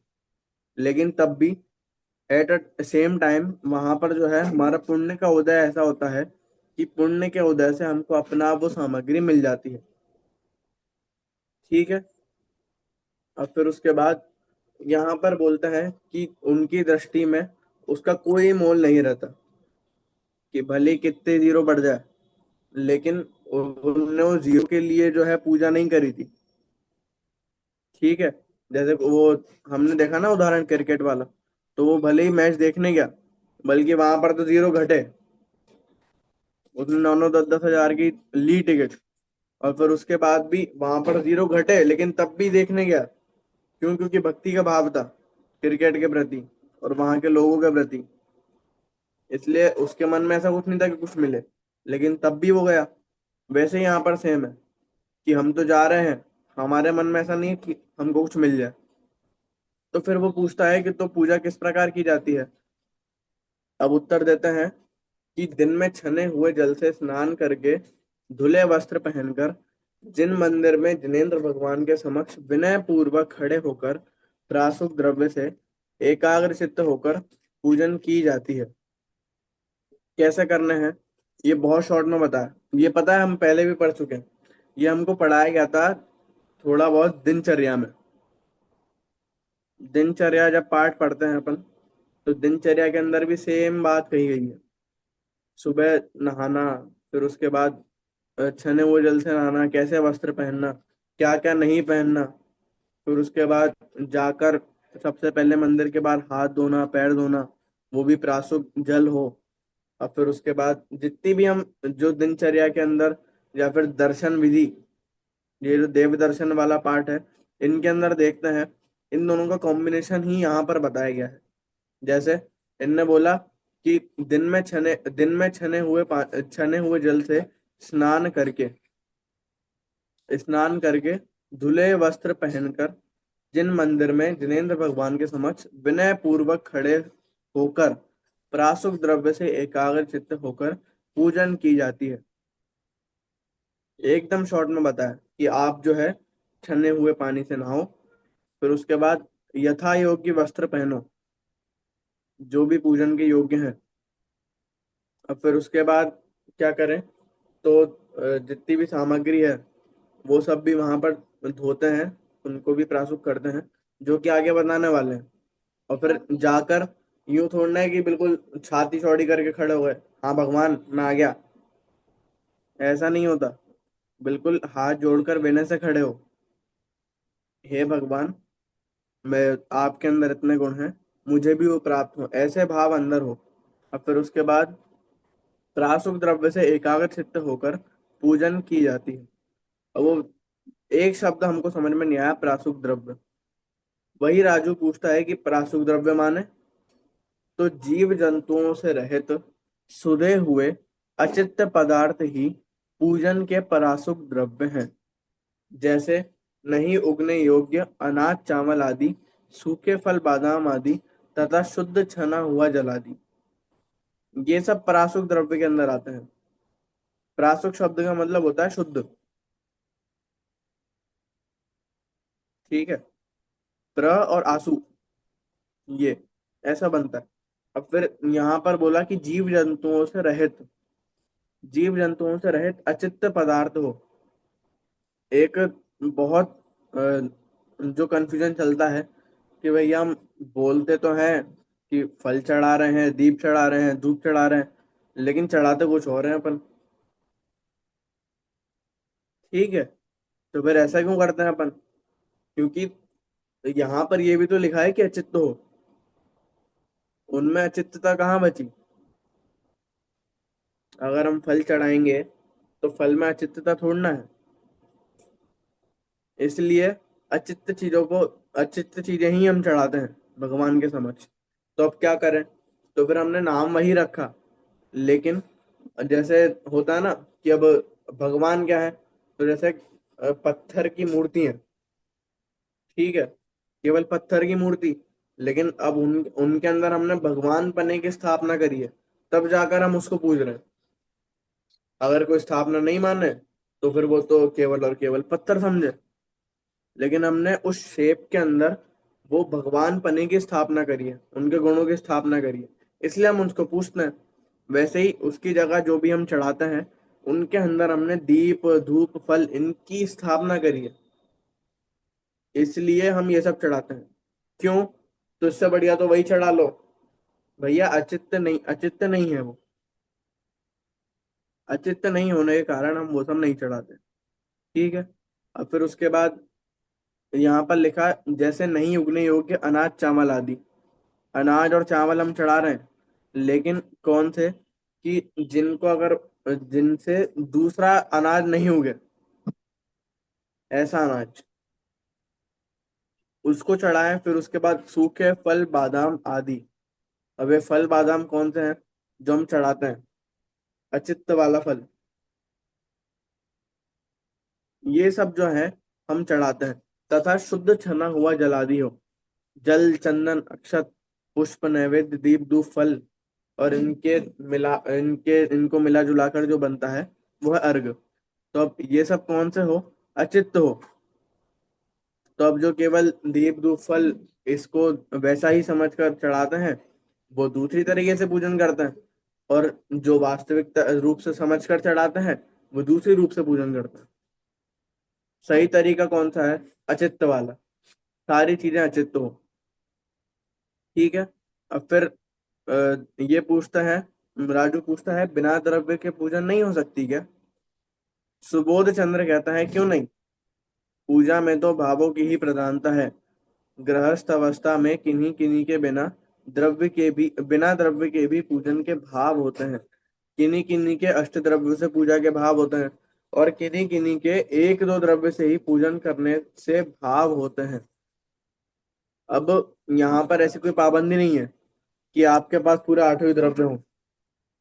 अब सोचो, अगर आप पूजन करने का बहुत भक्ति भाव से, वहां पर आप थाली सजा रहे थे, और वहां पर आपको पता चला कि धूप खत्म हो गई या फिर फल खत्म हो गया, तो अब फिर आधा तो दिमाग तभी खराब हो जाता है।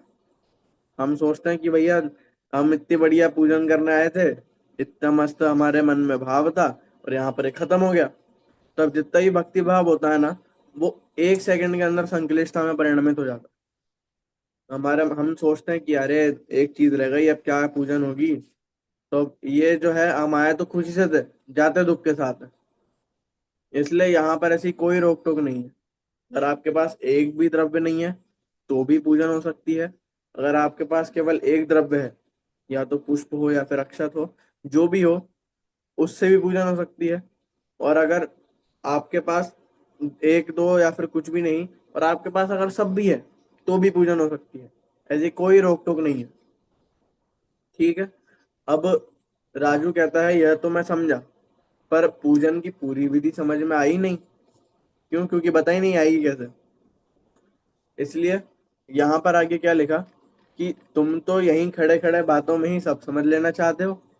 कल प्रातः मेरे साथ पूजन करने मंदिर जी चलना, वहां देखकर पूरी विधि अपने आप समझ में आ जाएगी।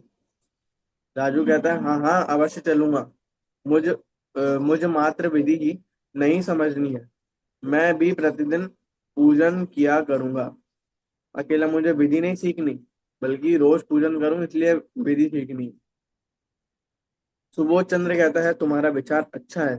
सांसारिक आकुलताओं व अशुभ भाव से कुछ समय बचने के लिए यह भी एक उपाय है। पूजन क्यों करना? कि जितनी भी आकुलता हमें बाहर होती है, उनसे थोड़े टाइम के लिए तो बच सकें।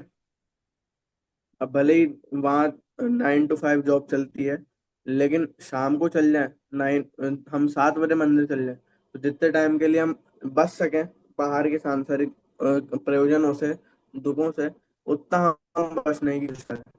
अब इसके बाद एक ये दिया है, जो कि मोक्ष मार्ग प्रकाशक का है, कि पूजन आदि कार्यों में उपदेश तो यह था कि सावध लेशो बहु पुण्य लाशो। अर्थात इसका मतलब होता है, बहुत पुण्य समूह में पाप का अंश दोष के अर्थ नहीं है। इस छल द्वारा पूजा प्रभावनादि कार्यों में रात्रि में दीपक से वे अनंत कायादि के संग्रह द्वारा व अयत्नाचार प्रवृत्ति से हिंसादि रूप पाप तो बहुत उत्पन्न करते हैं, और स्तुति भक्ति आदि शुभ परिणामों में नहीं प्रवर्तित है, वह थोड़े प्रवर्तित है। सो वहां नुकसान बहुत, नफा थोड़ा या कुछ नहीं है। ऐसा कार्य करने में तो बुरा ही दिखना होता है। टोडर मल्ली से बढ़िया लेखनी कौन चला पाएगा? क्यों? क्योंकि उस टाइम तक ये सारी जितनी चीजें हैं वो आ गई थी। हम ये सब पूछते हैं कि आरती वगैरह के बारे में पहले तो ऐसा कुछ लिखा नहीं, तो हम क्यों नहीं करें, या फिर क्यों करें? फिर पूजन आदि के संबंध में पहले कुछ नहीं लिखा, अब कौन सी करें कौन सी नहीं करें, उसके ऊपर टोडर मल्ली ने लेखनी चलाई है। तो यहाँ पर जो लिखा है, सावध लेशो बहु पुण्य लाशो, कि भैया आप ये जो करते हो उसमें भी तो होता है कि आप ये जो भी करते हो अचित्त वाले में भी, उसमें भी हिंसा तो होती है। ऐसा तो है नहीं कि बिल्कुल हिंसा बच गई हो। तो फिर क्या बोला? सावध्य लेशो बहु पुण्य लाशो, कि भैया हिंसा थोड़ी सी होती है, लेकिन उससे जो पुण्य मिलता है ना, वो बहुत राशि में मिलता है।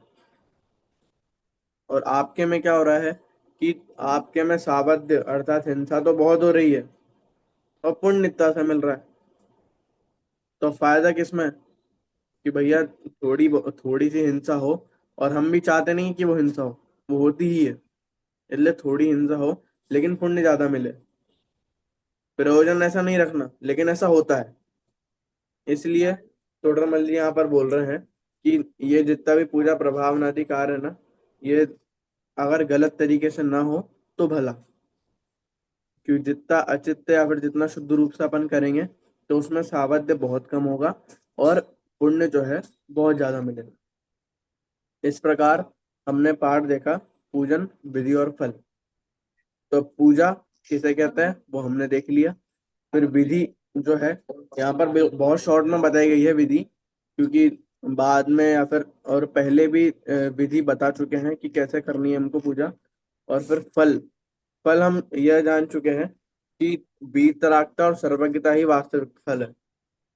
अनंत ज्ञान और अनंत सुख की प्राप्ति हो जाए, अनंत चतुष्टय की प्राप्ति हो जाए, यही वास्तव में फल है पूजा। अब इसमें से आपको कुछ प्रश्न हो तो आप बताएं।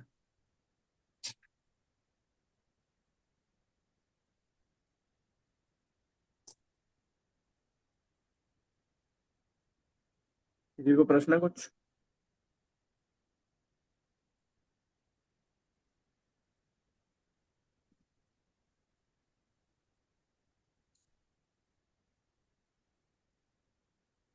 शायद पता है, अभी मैं एक क्लास सुन रहा था पुरानी, वहां पर एक व्यक्ति थे, उनने इतना बढ़िया प्रश्न करा कि उनने पूछा कि जितने भी दीप धूप फल वगैरह हैं, इनके नाम तो यही हैं, ग्रंथों में भी यही है, लेकिन अपन चढ़ाते कुछ और है। तो अपन ने ऐसा क्यों नहीं करा कि इनके नाम पलट कर कुछ और रख दे,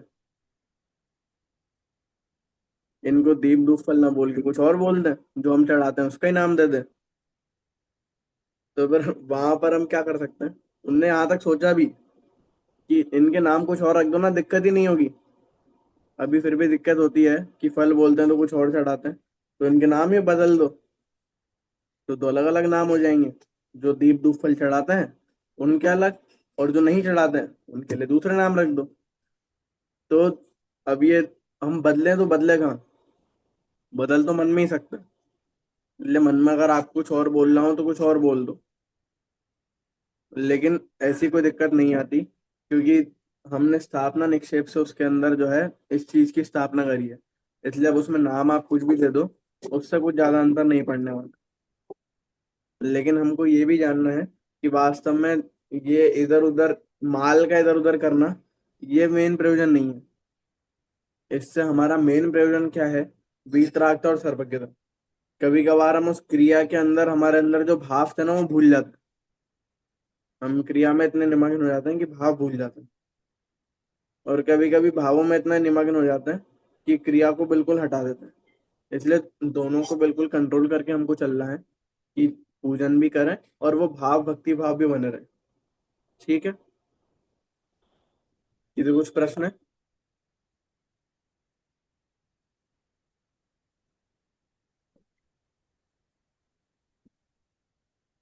तो बीच में भी 5-10 मिनट का ब्रेक है शायद।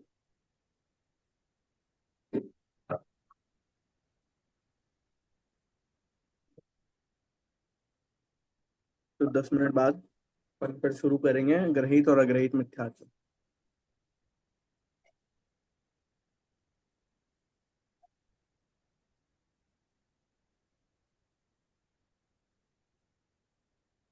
हम कौन सा चैप्टर करने वाले हैं उसके बाद? और जस्ट प्रिपेयर। फोर्थ अग्रहित और ग्रहित मिथ्यात्व। ठीक है, 10:55 को वापस आते हैं। थैंक यू सर, जय हिंद। तो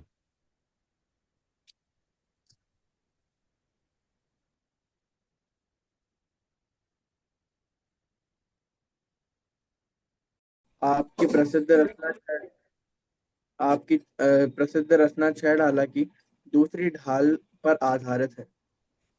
देखिए, अगर शॉर्ट में हम इसको देखें तो पंडित दौलत राम जी का इधर परिचय दिया गया है। अब उसमें भी छह ढाला को मुख्य करके यहाँ पर परिचय दिया गया है। अच्छा, और कोई सी भी उनकी रचना है क्या? तो दौलत विलास भी उनने लिखी है। वो क्या है, उसके अंदर बहुत सारी जो उनकी पद्य रचना है, बहुत सारी जो उनकी भक्तियां हैं, उसके अंदर संकलित है। इसलिए वहां पर उनने बहुत सारी ऐसी भक्तियां लिखी जो कि अभी भी बहुत फेमस है। जैसे देखो जी आदिश्वर स्वामी कैसा ध्यान लगा है, ऐसी बहुत सारी भक्तियां उनने आध्यात्मिक रस से भरी हुई लिखी है। और वहीं पर अगर हम छह डाला की बात करें तो छह डाला संवत 1891 में लिखा गया था।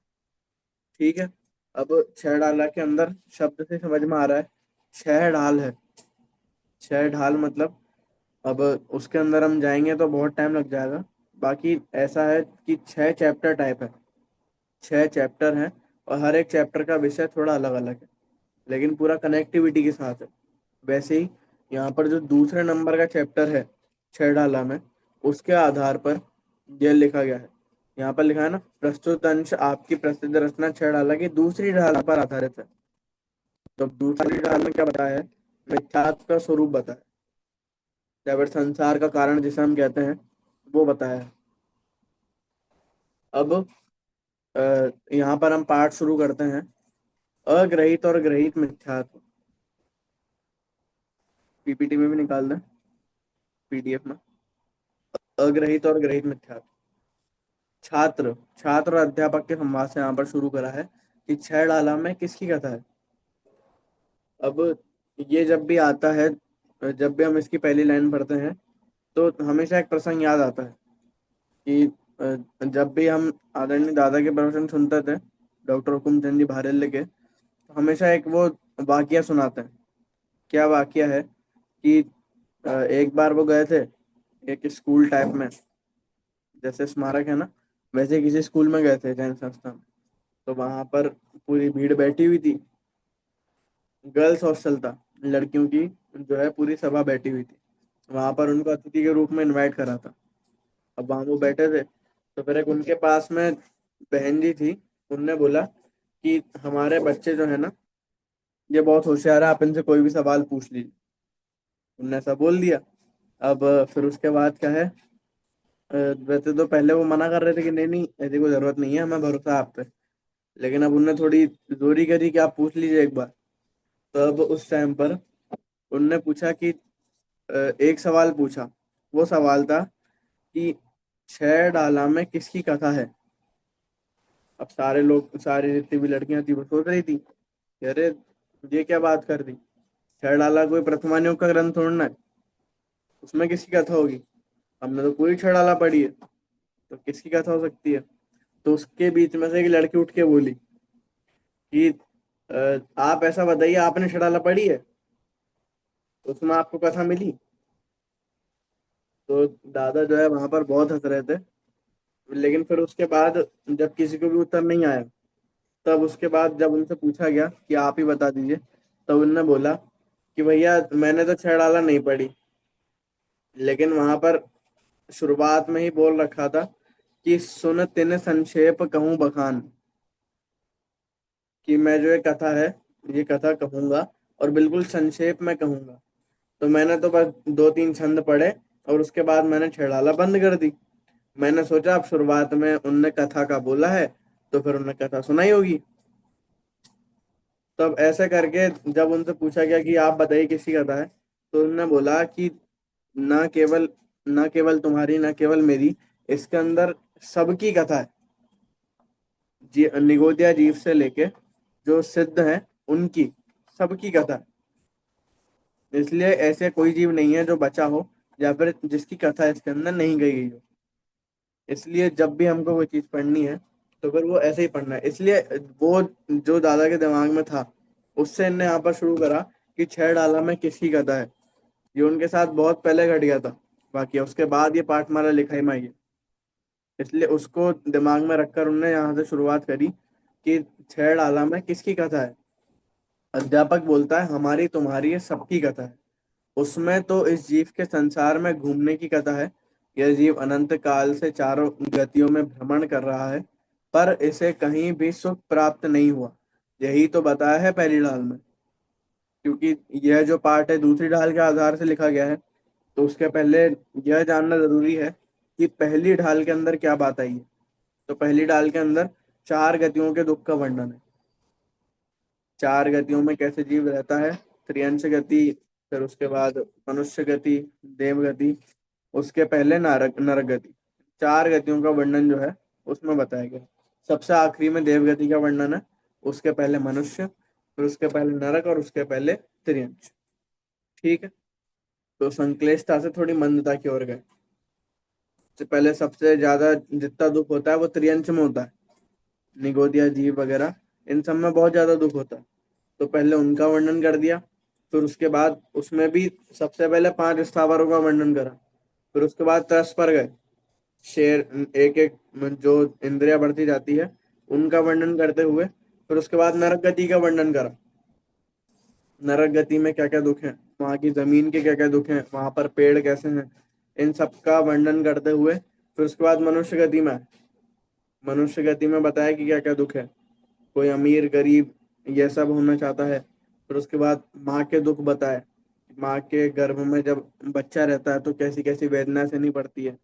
फिर उसके बाद आगे चले वो देवगति पर, देवगति के दुख बताए। तो ऐसे क्रम से बढ़ते हुए छह डाला के अंदर चारों गतियों के दुख का वर्णन पहली ढाल में कर दिया। अब उसके बाद प्रश्न ये उठता है कि इसका कारण क्या है। तो जब हमने कोई भी चीज बता दी तो उसका रीजन हम पूछते हैं। जैसे कि हम पूजा विधि फल पढ़ रहे थे, पूजा बता दी लेकिन उसके बाद क्या पूछा कि क्यों करें, तो वो उसका कारण क्या है। तो अब ये जो अग्रहित ग्रहित मिथ्यात्व है ना, ये उसी को मद्देनजर रखते हुए, उसी को दिमाग में रखते हुए यह पाठ लिखा गया है और वहां से लिया गया है। ठीक है, तो यहाँ पर लिखा ही है कि यह जीव अनंत काल से चारों गति में भ्रमण कर रहा है, पर इसे कहीं भी सुख प्राप्त नहीं हुआ। यही बताया है पहली ढाल में। पहली ढाल को केवल एक लाइन में यहाँ पर समझा जाएगा।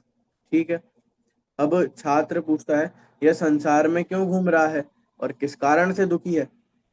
अध्यापक कहता है इसी प्रश्न का उत्तर तो दूसरी ढाल में दिया गया है। फिर वहां पर पहला छंद कोट करते हैं, ऐसे मिथ्यादृग ज्ञान चरण वश भ्रमत भरत दुख जन्म मरण। गा के पढ़ने तो, ऐसे मिथ्यादृग ज्ञान चरण वश भ्रमत भरत दुख जन्म मरण। ये आधा छंद है। इसके बाद है, ताते को कहिए सुजान सुन तिन संक्षेप कहूँ बखान। आगे की दो लाइन में वो बोल रहे हैं कि इसलिए इनको कहता हूं मैं बिल्कुल शॉर्ट में, इसलिए जितना मैं कहता हूँ उसको आप ध्यान से सुनिएगा। अब शुरुआत की दो लाइन में क्या कहा, जो यहाँ पर बोला है कि ऐसे मिथ्या द्रग ज्ञान चरण वश।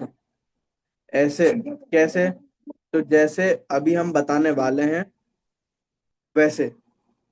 क्या, अब क्या बताने वाले हैं, मिथ्या दृग, मिथ्या मतलब मिथ्या, मिथ्यात्व, दृग मतलब होता है दर्शन। यहाँ पर वो दर्शन उपयोग वाला दर्शन नहीं है, यहाँ पर मिथ्या श्रद्धा वाला दर्शन है। यहाँ पर दर्शन का मतलब क्या है, श्रद्धा।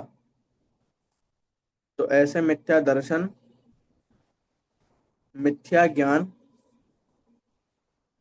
और चरणवश, चरण मतलब होता है चारित्र, मिथ्या चारित्र, और वश मतलब वशीभूत। कि ऐसे मिथ्या दर्शन, मिथ्या ज्ञान और मिथ्या चारित्र के वशीभूत होकर रमत भरत दुख जन्म मरण। रमत मतलब कि भ्रमण कर रहा है, और क्या कर रहा है? भरत मतलब भोगता है। क्या भोगता है? दुख जन्म मरण। ये जो जन्म मरण के दुख है ना, इसको ये भोगता है। तो पूरे का मतलब क्या हुआ? ऐसे मिथ्या दर्शन, मिथ्या ज्ञान और मिथ्या चारित्र के वशीभूत होकर यह भ्रमत भ्रमण करता है, कहाँ पर? संसार में। और जन्म मरण के दुख को भरत भोगता है। सबको अर्थ क्लियर हो गया? अब देखिए, यहाँ पर इसका ही अर्थ लिखा है नीचे कि यह जीव मिथ्या दर्शन, मिथ्या ज्ञान और मिथ्या चारित्र के वश होकर इस प्रकार संसार में घूमता हुआ जन्म मरण के दुख उठा रहा है। ठीक है। अब छात्र पूछता है, ये मिथ्या दर्शन, मिथ्या ज्ञान और मिथ्या चारित्र के वश होकर, यह मिथ्या दर्शन, मिथ्या ज्ञान और मिथ्या चारित्र क्या है जिनके कारण सब दुखी हैं? तो अब आगे जो है मिथ्या दर्शन, मिथ्या ज्ञान और मिथ्या चारित्र का वर्णन करेंगे। ठीक है। अब अ, अध्यापक बोलता है कि जीवादि सात तत्वों की विपरीत श्रद्धा ही मिथ्यात्व है। जो कि मिथ्यात्व का शुरुआत से देखता है, उल्टी मान्यता को मिथ्यात्व कहते हैं। तो अब उल्टी मान्यता किसके प्रति? तो सात तत्व, नौ पदार्थ, देव शास्त्र, गुरु, आत्मा, इन सब के संबंध में जो उल्टी मान्यता है, विपरीत श्रद्धा है, उसका नाम है मिथ्या दर्शन। अर्थ वही रहेगा, लेकिन आपको मिथ्यात्व के आगे बस दर्शन, ज्ञान और चरित्र, ये जो तीन शब्द आपको दिए गए हैं, इसके हिसाब से आपको अर्थ बदलना है। ठीक है। सात तत्वों के संबंध में विपरीत श्रद्धा, उसका नाम मिथ्या दर्शन। विपरीत ज्ञान या फिर उल्टा जानना, उसका नाम मिथ्या ज्ञान। और उसके विपरीत आचरण करना, उसका नाम मिथ्या चारित्र। शॉर्ट में पूरे पाठ में यही आने वाला है। ठीक है। तो जीवादि सात तत्वों की विपरीत श्रद्धा ही मिथ्यात्व है। इसे ही मिथ्या दर्शन भी कहते हैं। जीव, अजीव आदि सात तत्व जो तुमने पहले सीखे थे ना, वे जैसे हैं उन्हें वैसा न मानकर उल्टा मानना ही विपरीत श्रद्धा है। अब सात तत्व कौन कौन से? सात तत्व के नाम याद है किसी को? सात तत्व के नाम? जीव, अजीव, आश्रव, बंध, संवर, नेजरा, मोक्ष। बहुत बढ़िया। जीव, अजीव, आश्रव, बंध, संवर, निर्जरा और मोक्ष, ये सात तत्व। अगर इसी में पुण्य पाप और जोड़ दिए जाए तो नौ पदार्थ। ठीक है। तो फिर अभी क्यों नहीं जोड़े? तो वो आश्रव के अंदर आ जाता है, आश्रव और बंध में, इसलिए उनको अलग से नहीं रखा। लेकिन अगर इसको और एलोबरेट करना हो तो फिर पुण्य और पाप भी रख लिया जाता है। अब यहाँ पर इनने बोला कि जितने भी सात तत्व है, उनके संबंध में विपरीत श्रद्धा या फिर उल्टी मान्यता, उसका नाम मिथ्या दर्शन है। अब छेड़ाला में इसके बारे में क्या कहा है, तो उसके लिए फिर से एक लाइन दी है। जीवादि प्रयोजन भूत तत्व सरधैतन माहि विपर्ययत्व। जीवादि प्रयोजन भूत तत्व, जीवादि जो, जीवादि अर्थात वो जो जीवादि सात तत्व है ना, वो, तो जो जीवादि सात तत्व वो कैसे हैं? प्रयोजन भूत, वही कार्यकारी हैं, वही काम के हैं। एक वही है जिनको जानने से हमारा फायदा हो सकता है। ठीक है। तो जो जीवादि सात तत्व प्रयोजन भूत हैं, उनमें सर्ध है, श्रद्धा करता है। कैसी श्रद्धा? तिन माही मतलब उनमें ही, तिन मतलब उनमें ही। अब तिन मतलब उन और माही मतलब में, पुरानी भाषा। तिन माही मतलब उनमें, सरदय श्रद्धा करता है। कैसी श्रद्धा? विपर्ययत्व, विपरीत श्रद्धा करता है। तो जो जीवादि सात प्रयोजन भूत तत्व हैं, उनमें विपरीत श्रद्धा करना, उसका नाम मिथ्या दर्शन है। ठीक है। अब फिर उसके बाद ऊपर अभी क्या बताया कि जैसा तुमने सीखा था, पहले पहले सात तत्व वाला पाठ आ चुका है। जब सात तत्व का वहां पर वर्णन कर रहे थे, तो सात तत्व जैसे बताए गए, उनको स्वरूप को वैसा न जानकर बिल्कुल उल्टा उससे श्रद्धान कर लेना, उसको यहाँ पर सात तत्व संबंधी भूल में लिया। और सात तत्व संबंधी भूल वही केवल मिथ्या दर्शन का कारण है। ठीक है। अब फिर उसके बाद यहाँ पर बताया कि इस मिथ्यात्व के चक्कर में हम कब से आ गए। अब वहां पर अध्यापक कहता है कि यह तो अनादि से है, जब से हम हैं तब से है, पर हम इसे बाह्य कारणों से और पुष्ट करते रहते हैं। यह दो प्रकार का होता है, एक अग्रहित मिथ्यात्व और दूसरा ग्रहित मिथ्यात्व। ठीक है। अब फिर ये पता है, यहाँ पर जो क्वेश्चन दिया ना कि हम इस चक्कर में कब से हैं, ये थोड़ा मोक्ष मार्ग प्रकाशक से भी लिया। वहां पर ऐसा बताया कि अगर जब ये कर्म कब से है हमारे पास, अनादि से, तो फिर अब जब कोई चीज अनादि से है तो फिर वो छूटेगी कैसे बाद में। ऐसा तो हो नहीं सकता कि भैया पहले हम मुक्त हों, फिर उसके बाद हमसे कर्म बन गए हों, और फिर उसके बाद फिर से हम वो कर्म मुक्त होना चाहते हैं। ऐसा कभी नहीं होता। तो जब ये कर्म हमारे साथ अनादि से हैं, तो फिर इनसे हमको मुक्ति कैसे मिलेगी। जैसे जीव है, जीव के पास ज्ञान कब से है भैया, अनादि से है ज्ञान। तो अब ज्ञान कभी छूटेगा क्या हमसे, ज्ञान नहीं छूटने वाला। क्यों? क्योंकि स्वभाव है अनादि से। लेकिन ऐसा नहीं है कि जो चीज अनादि से हो उसका कभी अंत ना हो। ठीक है। ऐसा भी हो सकता है कि जो चीज अनादि से हो उसका भी अंत हो जाए। इसलिए चार शब्द देते हैं, अनादि अनंत, अनादि शांत, सादि अनंत और सादि शांत। ये चार शब्द आते हैं। देखिए सबसे पहले चार बोले हमने, क्या बोला, अनादि अनंत। अनादि अनंत मतलब क्या होता है, जो कभी भी शुरू ना हुआ हो, जिसका कोई स्टार्टिंग पॉइंट ना हो। और अनंत अर्थात अंत रहित, जिसका कोई एंडिंग पॉइंट ना हो। जैसे ज्ञान, अब ज्ञान जो है उसका कोई स्टार्टिंग पॉइंट है क्या, कि जब जीव 2 साल का था तब जाकर वो ज्ञान हुआ, ऐसा नहीं है ना। तो जो ज्ञान है जीव के अंदर वो अनादि से है। और फिर उसके बाद कब तक रहेगा, सिद्ध अवस्था तक, बिल्कुल एंड तक। और एंड क्या, एंड नहीं होना ही अनंत है। तो जिसका कभी ना स्टार्टिंग हुई हो ना कभी एंड हो, उसे कहते हैं अनादि अनंत। ठीक है।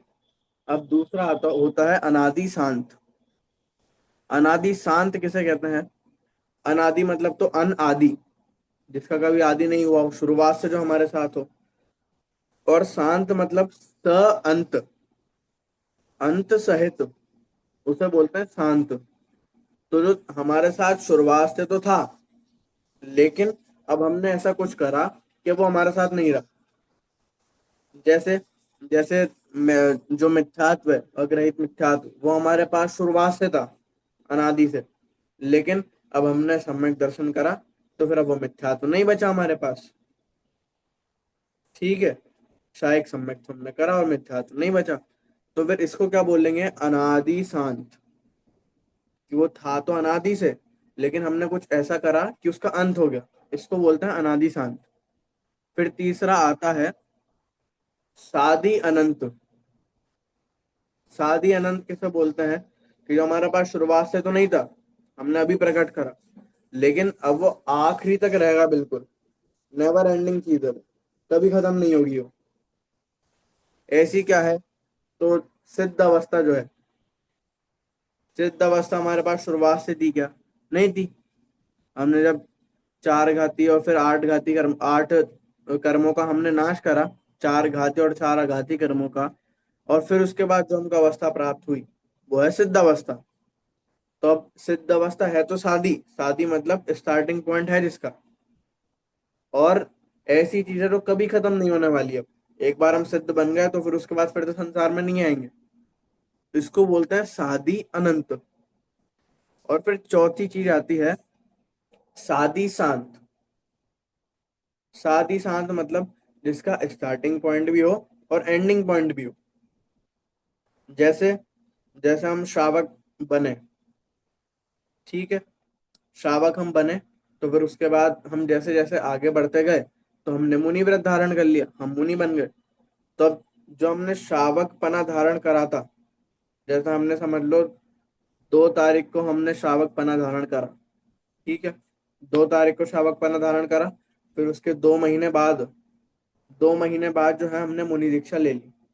तो वो जो श्रावक पना रहा वो कितना रहा, 2 तारीख से अगले 2 महीने की 2 तारीख तक, 2 महीने बाद की 2 तारीख तक। तो जो 2 महीना गैप हुआ ना, इसको बोलते हैं सादी और शांत।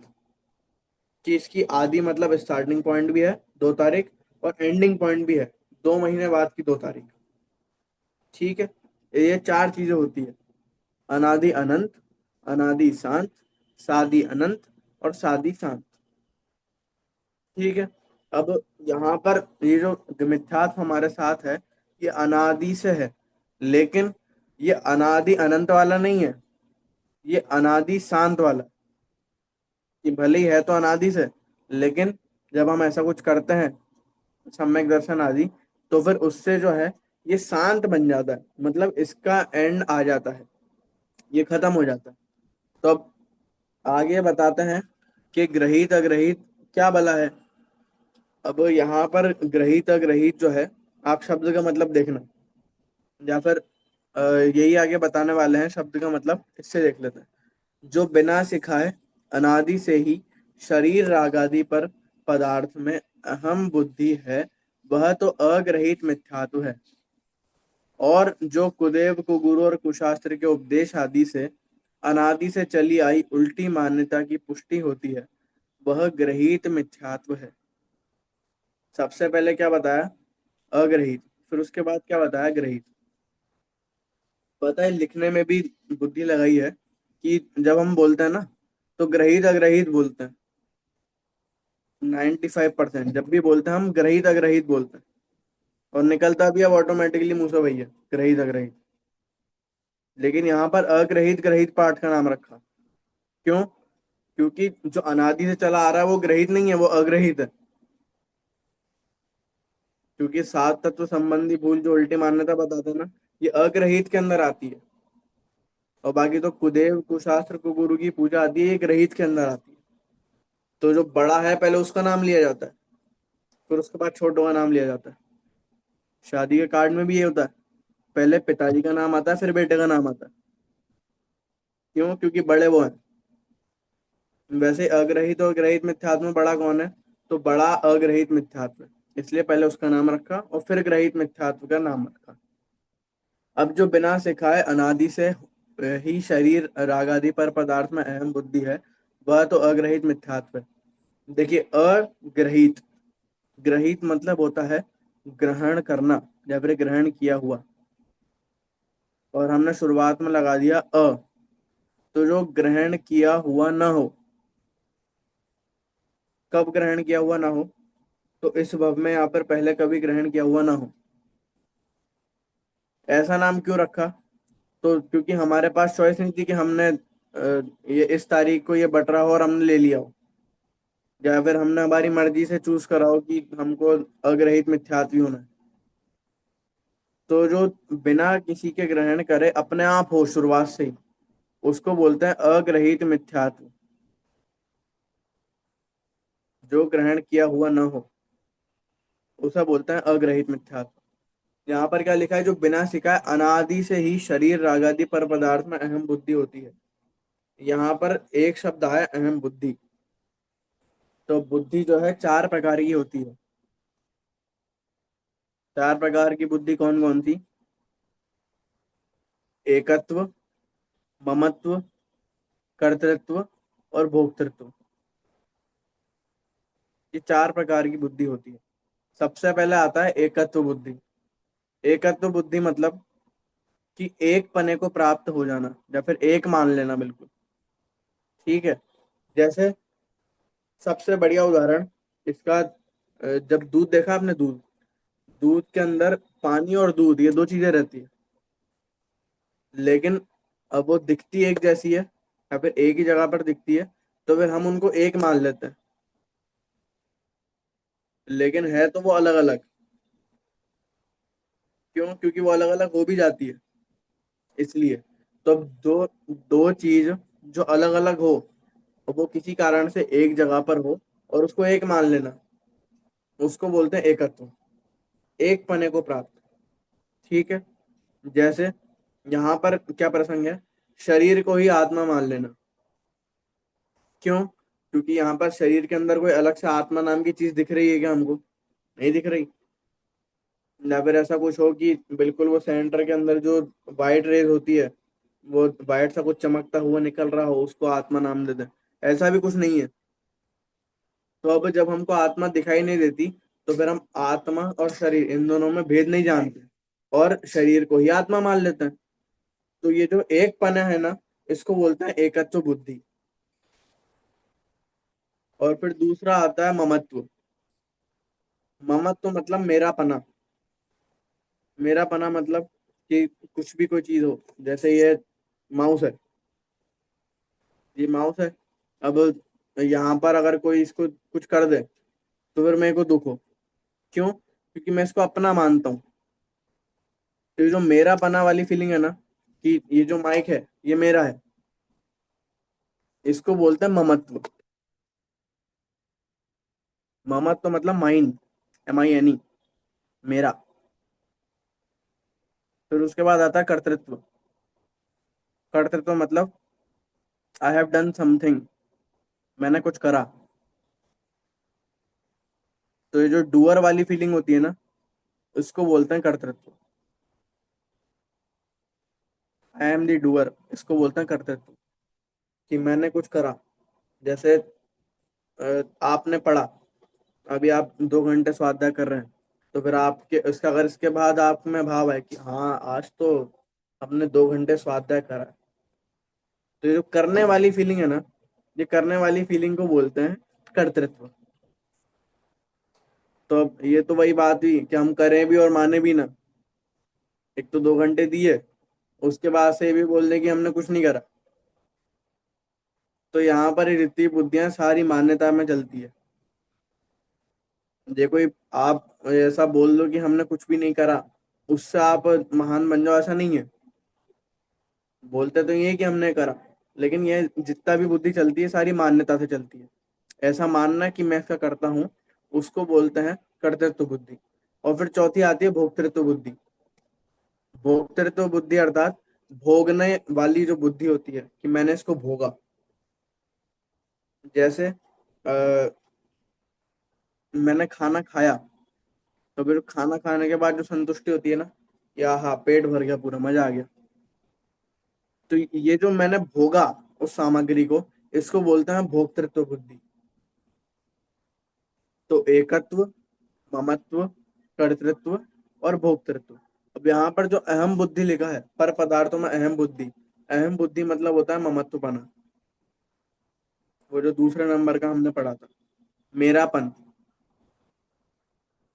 तो यहाँ पर लिखा क्या है, अनादि से जो शरीर राग आदि पर पदार्थ में अहम बुद्धि है, कि शरीर मेरा है, माता पिता मेरे हैं, ये जो बॉक्स है वो मेरा है, ये फोन, ये लैपटॉप, ये आईपैड, जितना भी है ये सब मेरा है, इसको बोलते हैं अहम बुद्धि। राग आदि पर पदार्थ में अहम बुद्धि है, वह अग्रहित मिथ्यात्व है। अग्रहित मिथ्यात्व के अंदर उसको लिया गया है। अच्छा, अब ये तो ये समझ में नहीं आता कि जब आईपैड वगैरह इनका तो इन्वेंशन अब हुआ है, अब लेकिन इनके अंदर अभी से अहम बुद्धि करना, अब अहम बुद्धि हमने अभी करी है, तो फिर ये अनादि से कैसे हो गया? अग्रहित में क्यों लिया इसको? तो वो अग्रहित के अग्रहित में इसलिए लिया जा रहा है क्योंकि आप उस टाइम पर आत्मा को भूलकर उसके अंदर ममत्वपना कर रहे हो। आत्मा जो है अनादि वाली चीज है। आत्मा आत्मा का कभी शुरुआत नहीं हुआ, आप उसको भूलकर किसी दूसरे में अपनापन कर रहे हो ना, इसलिए इसको अग्रहित मिथ्यात्व के अंदर लिया। और दूसरा, वो ममत्व हो किस कारण से रहा है? उल्टी मान्यता के कारण। आप उसको इष्ट जानकर अपना मान रहे हो, तो ये कोई बाहरी चीज नहीं है, ये मान्यता वाली चीज है। और मान्यता का बहुत मेन रोल होता है, इसलिए उसको जो है अग्रहित मिथ्यात्व के अंदर डाला। अब फिर उसके बाद ग्रहित मिथ्यात्व किसे बोल रहे हैं? तो जो कुगुरु कुदेव और कुशास्त्र के उपदेश आदि से अनादि से चली आई उल्टी मान्यता की पुष्टि होती है, वह ग्रहित मिथ्यात्व है।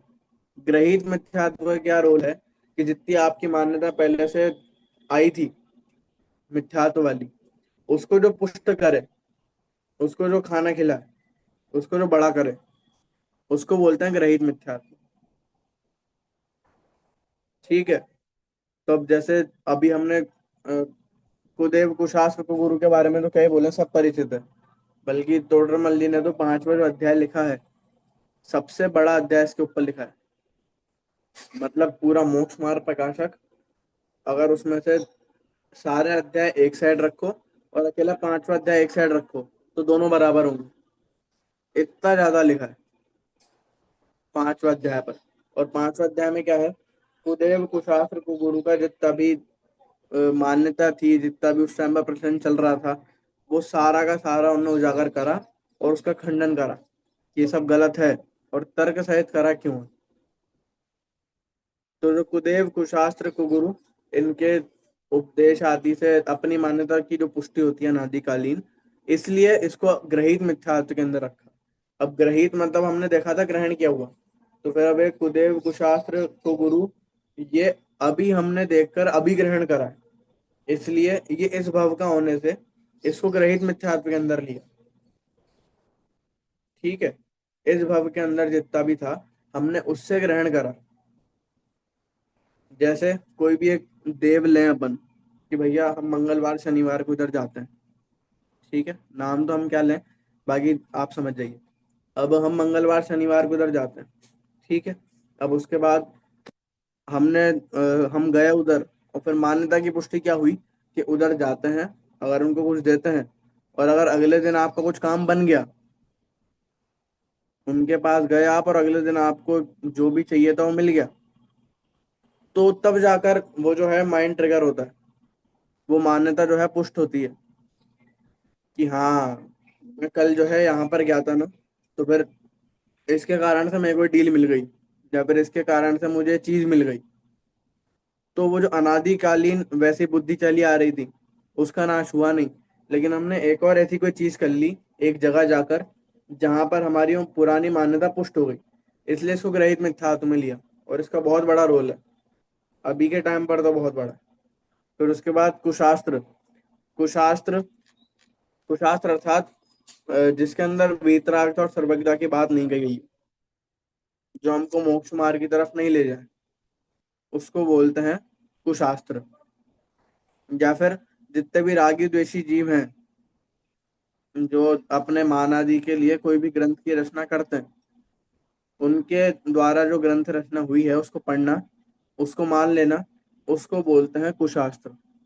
और फिर तीसरा आता है कुगुरु। कुगुरु अर्थात वो जो रागी द्वेषी गुरु हैं, जो उसका ही उपदेश देते हैं, उसको बोलते हैं कुगुरु, जिनके 3 कषाय चौकड़ी का अभाव नहीं है, वे सब कुगुरु की कैटेगरी में जाते हैं।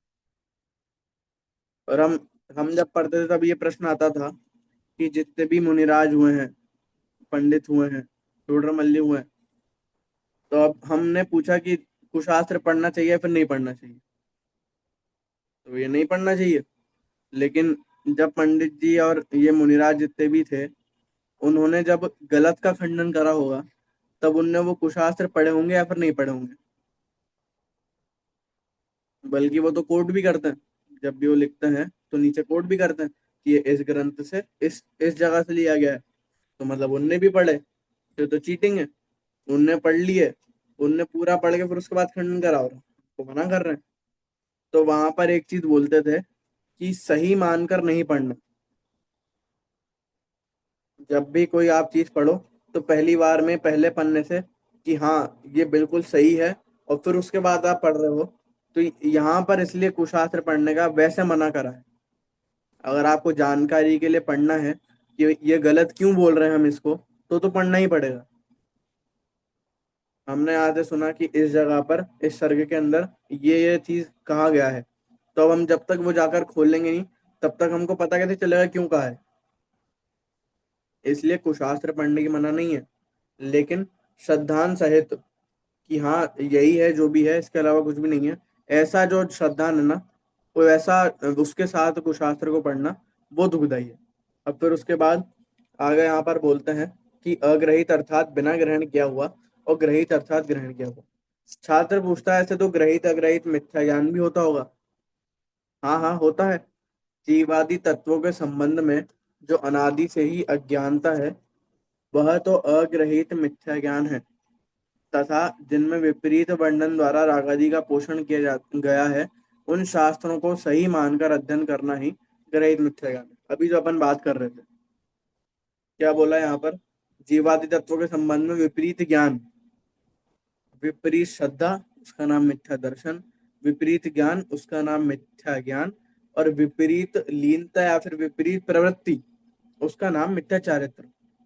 ठीक है।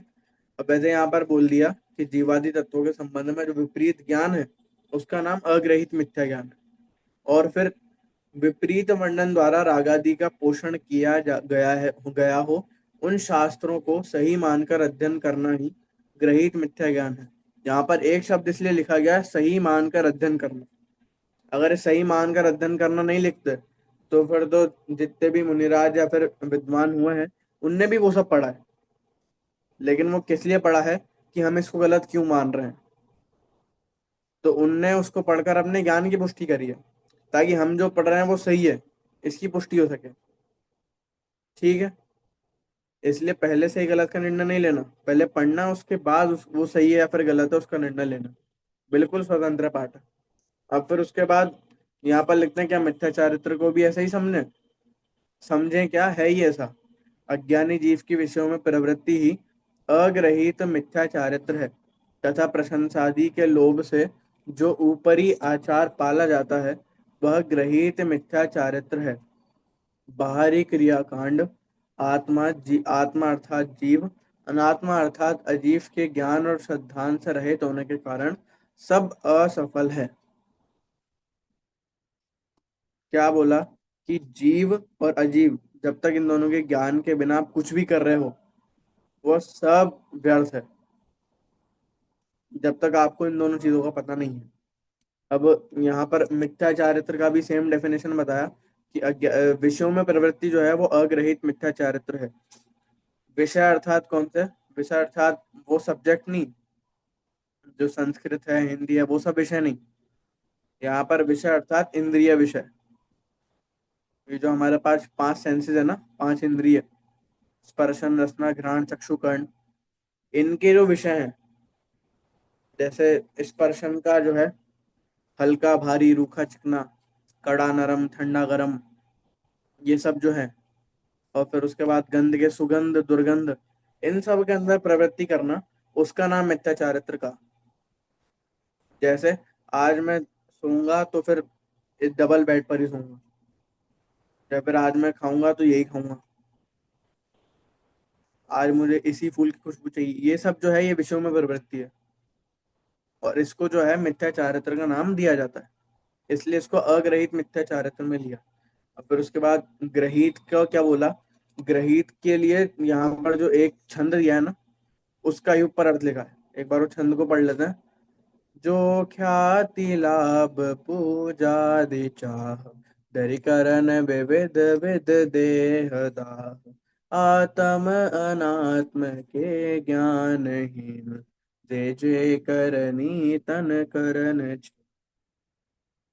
जो ख्याति लाभ पूजादि चाह, ख्याति अर्थात प्रसिद्धि, फेमस फेमस, जब हम फेमस होना चाहते हैं ना, फेम चाहिए हमको, वो जो फेमस हम होना चाहते हैं उसको बोलते हैं ख्याति। और जो पूजादि है, पूजादि अर्थात फेम आदि, कोई उपाधि वगैरह चाहिए हमको, या फिर कोई हमको अच्छा समझे, हमारी इज्जत करे, ये सब की चाह, इन सब की चाह से।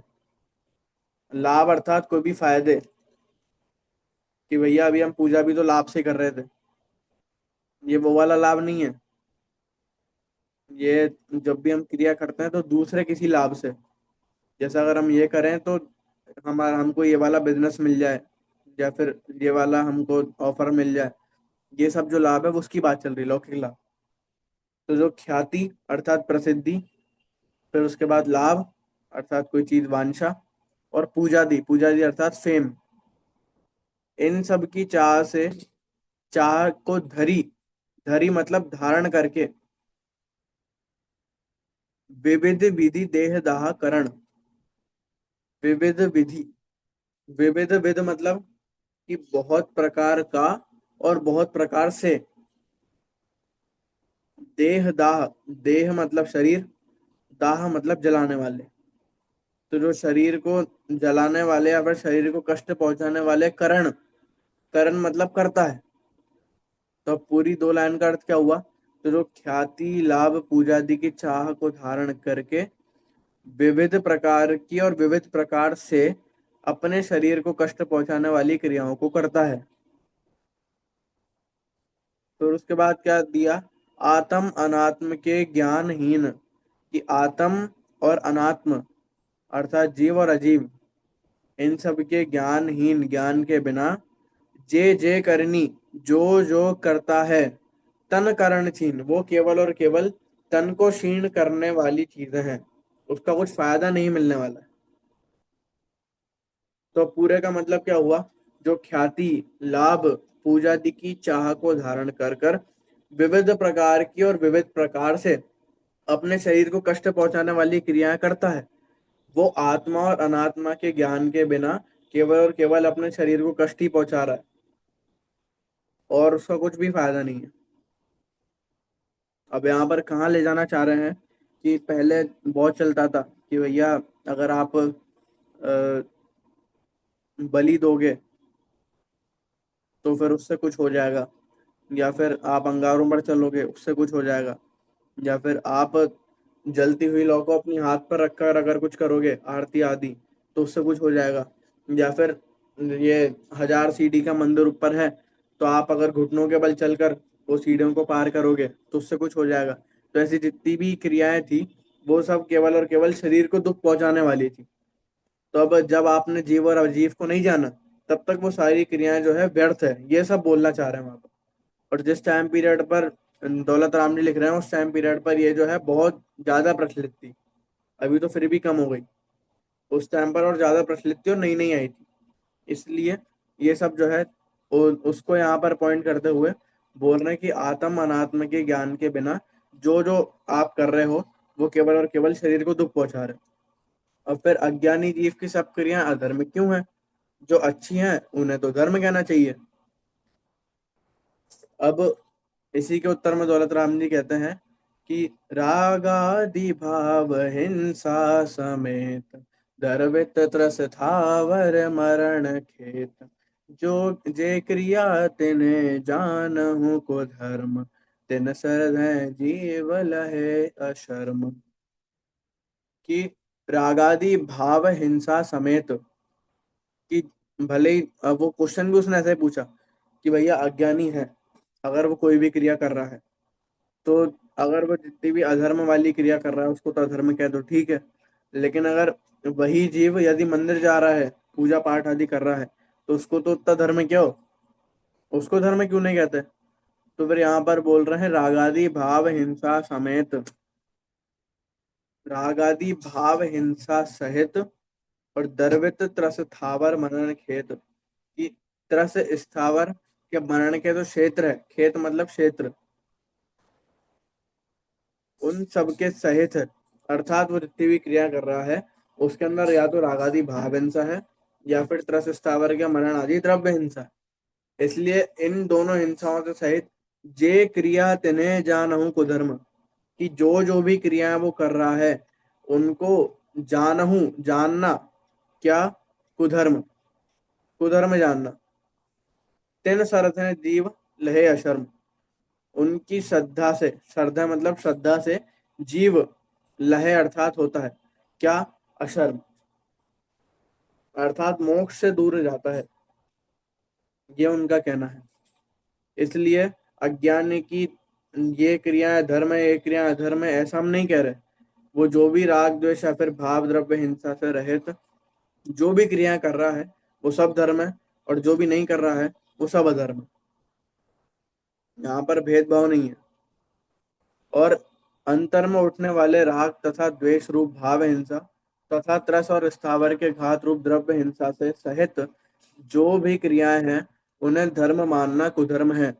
उनमें श्रद्धा रखने से जीव दुखी होता है। बार बार मेन श्रद्धा को हाईलाइट कर रहे हैं। अब इसके बाद तो पूछता है इससे बचने का उपाय क्या है। हमने तो सब कुछ तो जान लिया, लेकिन हम इससे बचें कैसे। तो अध्यापक कहते हैं देव शास्त्र गुरु का सच्चा स्वरूप समझकर तो ग्रहित मिथ्यात्व से बचा जा सकता है, और जीवादि प्रयोजनभूत तत्वों की सच्ची जानकारी पूर्वक आत्मानुभूति पाकर अग्रहित मिथ्यात्व को दूर किया जा सकता है। छात्र तो समझाइए ना इन सब का स्वरूप। अध्यापक फिर कभी। इनने क्या उपाय बताया कि ग्रहित मिथ्यात्व को तो सच्चे देवशास्त्र गुरु को समझ लो, उससे काम हो जाएगा। और क्रम भी ऐसे रखा कि दूसरे नंबर पे जो है पूजा विधि और फल के अंदर इनने इष्ट देव शास्त्र गुरु का स्वरूप बता दिया। और फिर उसके बाद अब यहाँ पर कह रहे हैं कि सच्चे देव शास्त्र गुरु को तो गुरु को समझ कर तो ग्रहित मिथ्यात्व जो है उसका नाश हो जाएगा, और जो जीवादि सात तत्व है उनको समझकर और आत्मानुभूति पाकर अग्रहित मिथ्यात्व का नाश हो जाएगा। क्योंकि सात तत्व अकेला समझ लें तो उससे तो कुछ होगा नहीं, लेकिन सात तत्वों को समझकर अपना जो जीव आत्मा है वो उपादेय है, और उसके अंदर मुझे जाना चाहिए। जब अपन उसमें जाते हैं तब जाकर अग्रहित मिथ्यात्व का नाश होता है। इसलिए यहाँ पर ये जो ग्रहित अग्रहित मिथ्यात्व का पाठ था ये केवल इसलिए बताया है कि अग्रहित मिथ्यात्व जो कि अनादि से चला आ रहा है उसकी पुष्टि हम ग्रहित मिथ्यात्व के द्वारा न करें, और अग्रहित मिथ्यात्व का भी हम ये जो उपाय बताए हैं सत्य देव साधु गुरु को जानकर और जीवादि सात तत्व को जानकर आत्मानुभूति करने का, इससे हम अग्रहित मिथ्यात्व का भी नाश करें। इस प्रकार हमारा यहाँ पे पाठ था। और फिर ये मोक्षमार्ग प्रकाशक से यहाँ पे लिया गया है, वो भी जो मैं बता रहा था वो सेम चीज है। आप अगर एक कक्षा के बाद इसको पढ़ सकते। बाकी कुछ प्रश्न तो आप बताएं।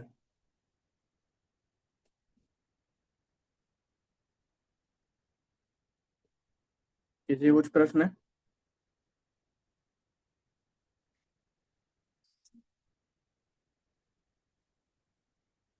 समाप्त करें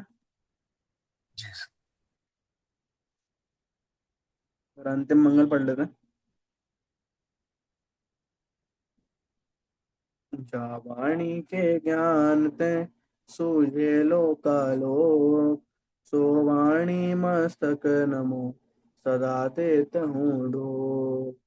हे जनवाणी भारती तो है जपूं दिन रैन, जो तेरी शरणा गए सो पावे सुख चैन।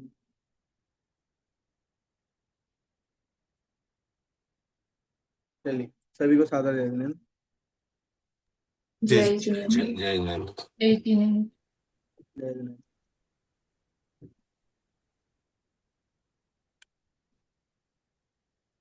आप रिकॉर्डिंग स्टॉप कर देंगे क्या, और मैं कर दूं? आप ही कर दीजिए। ठीक है।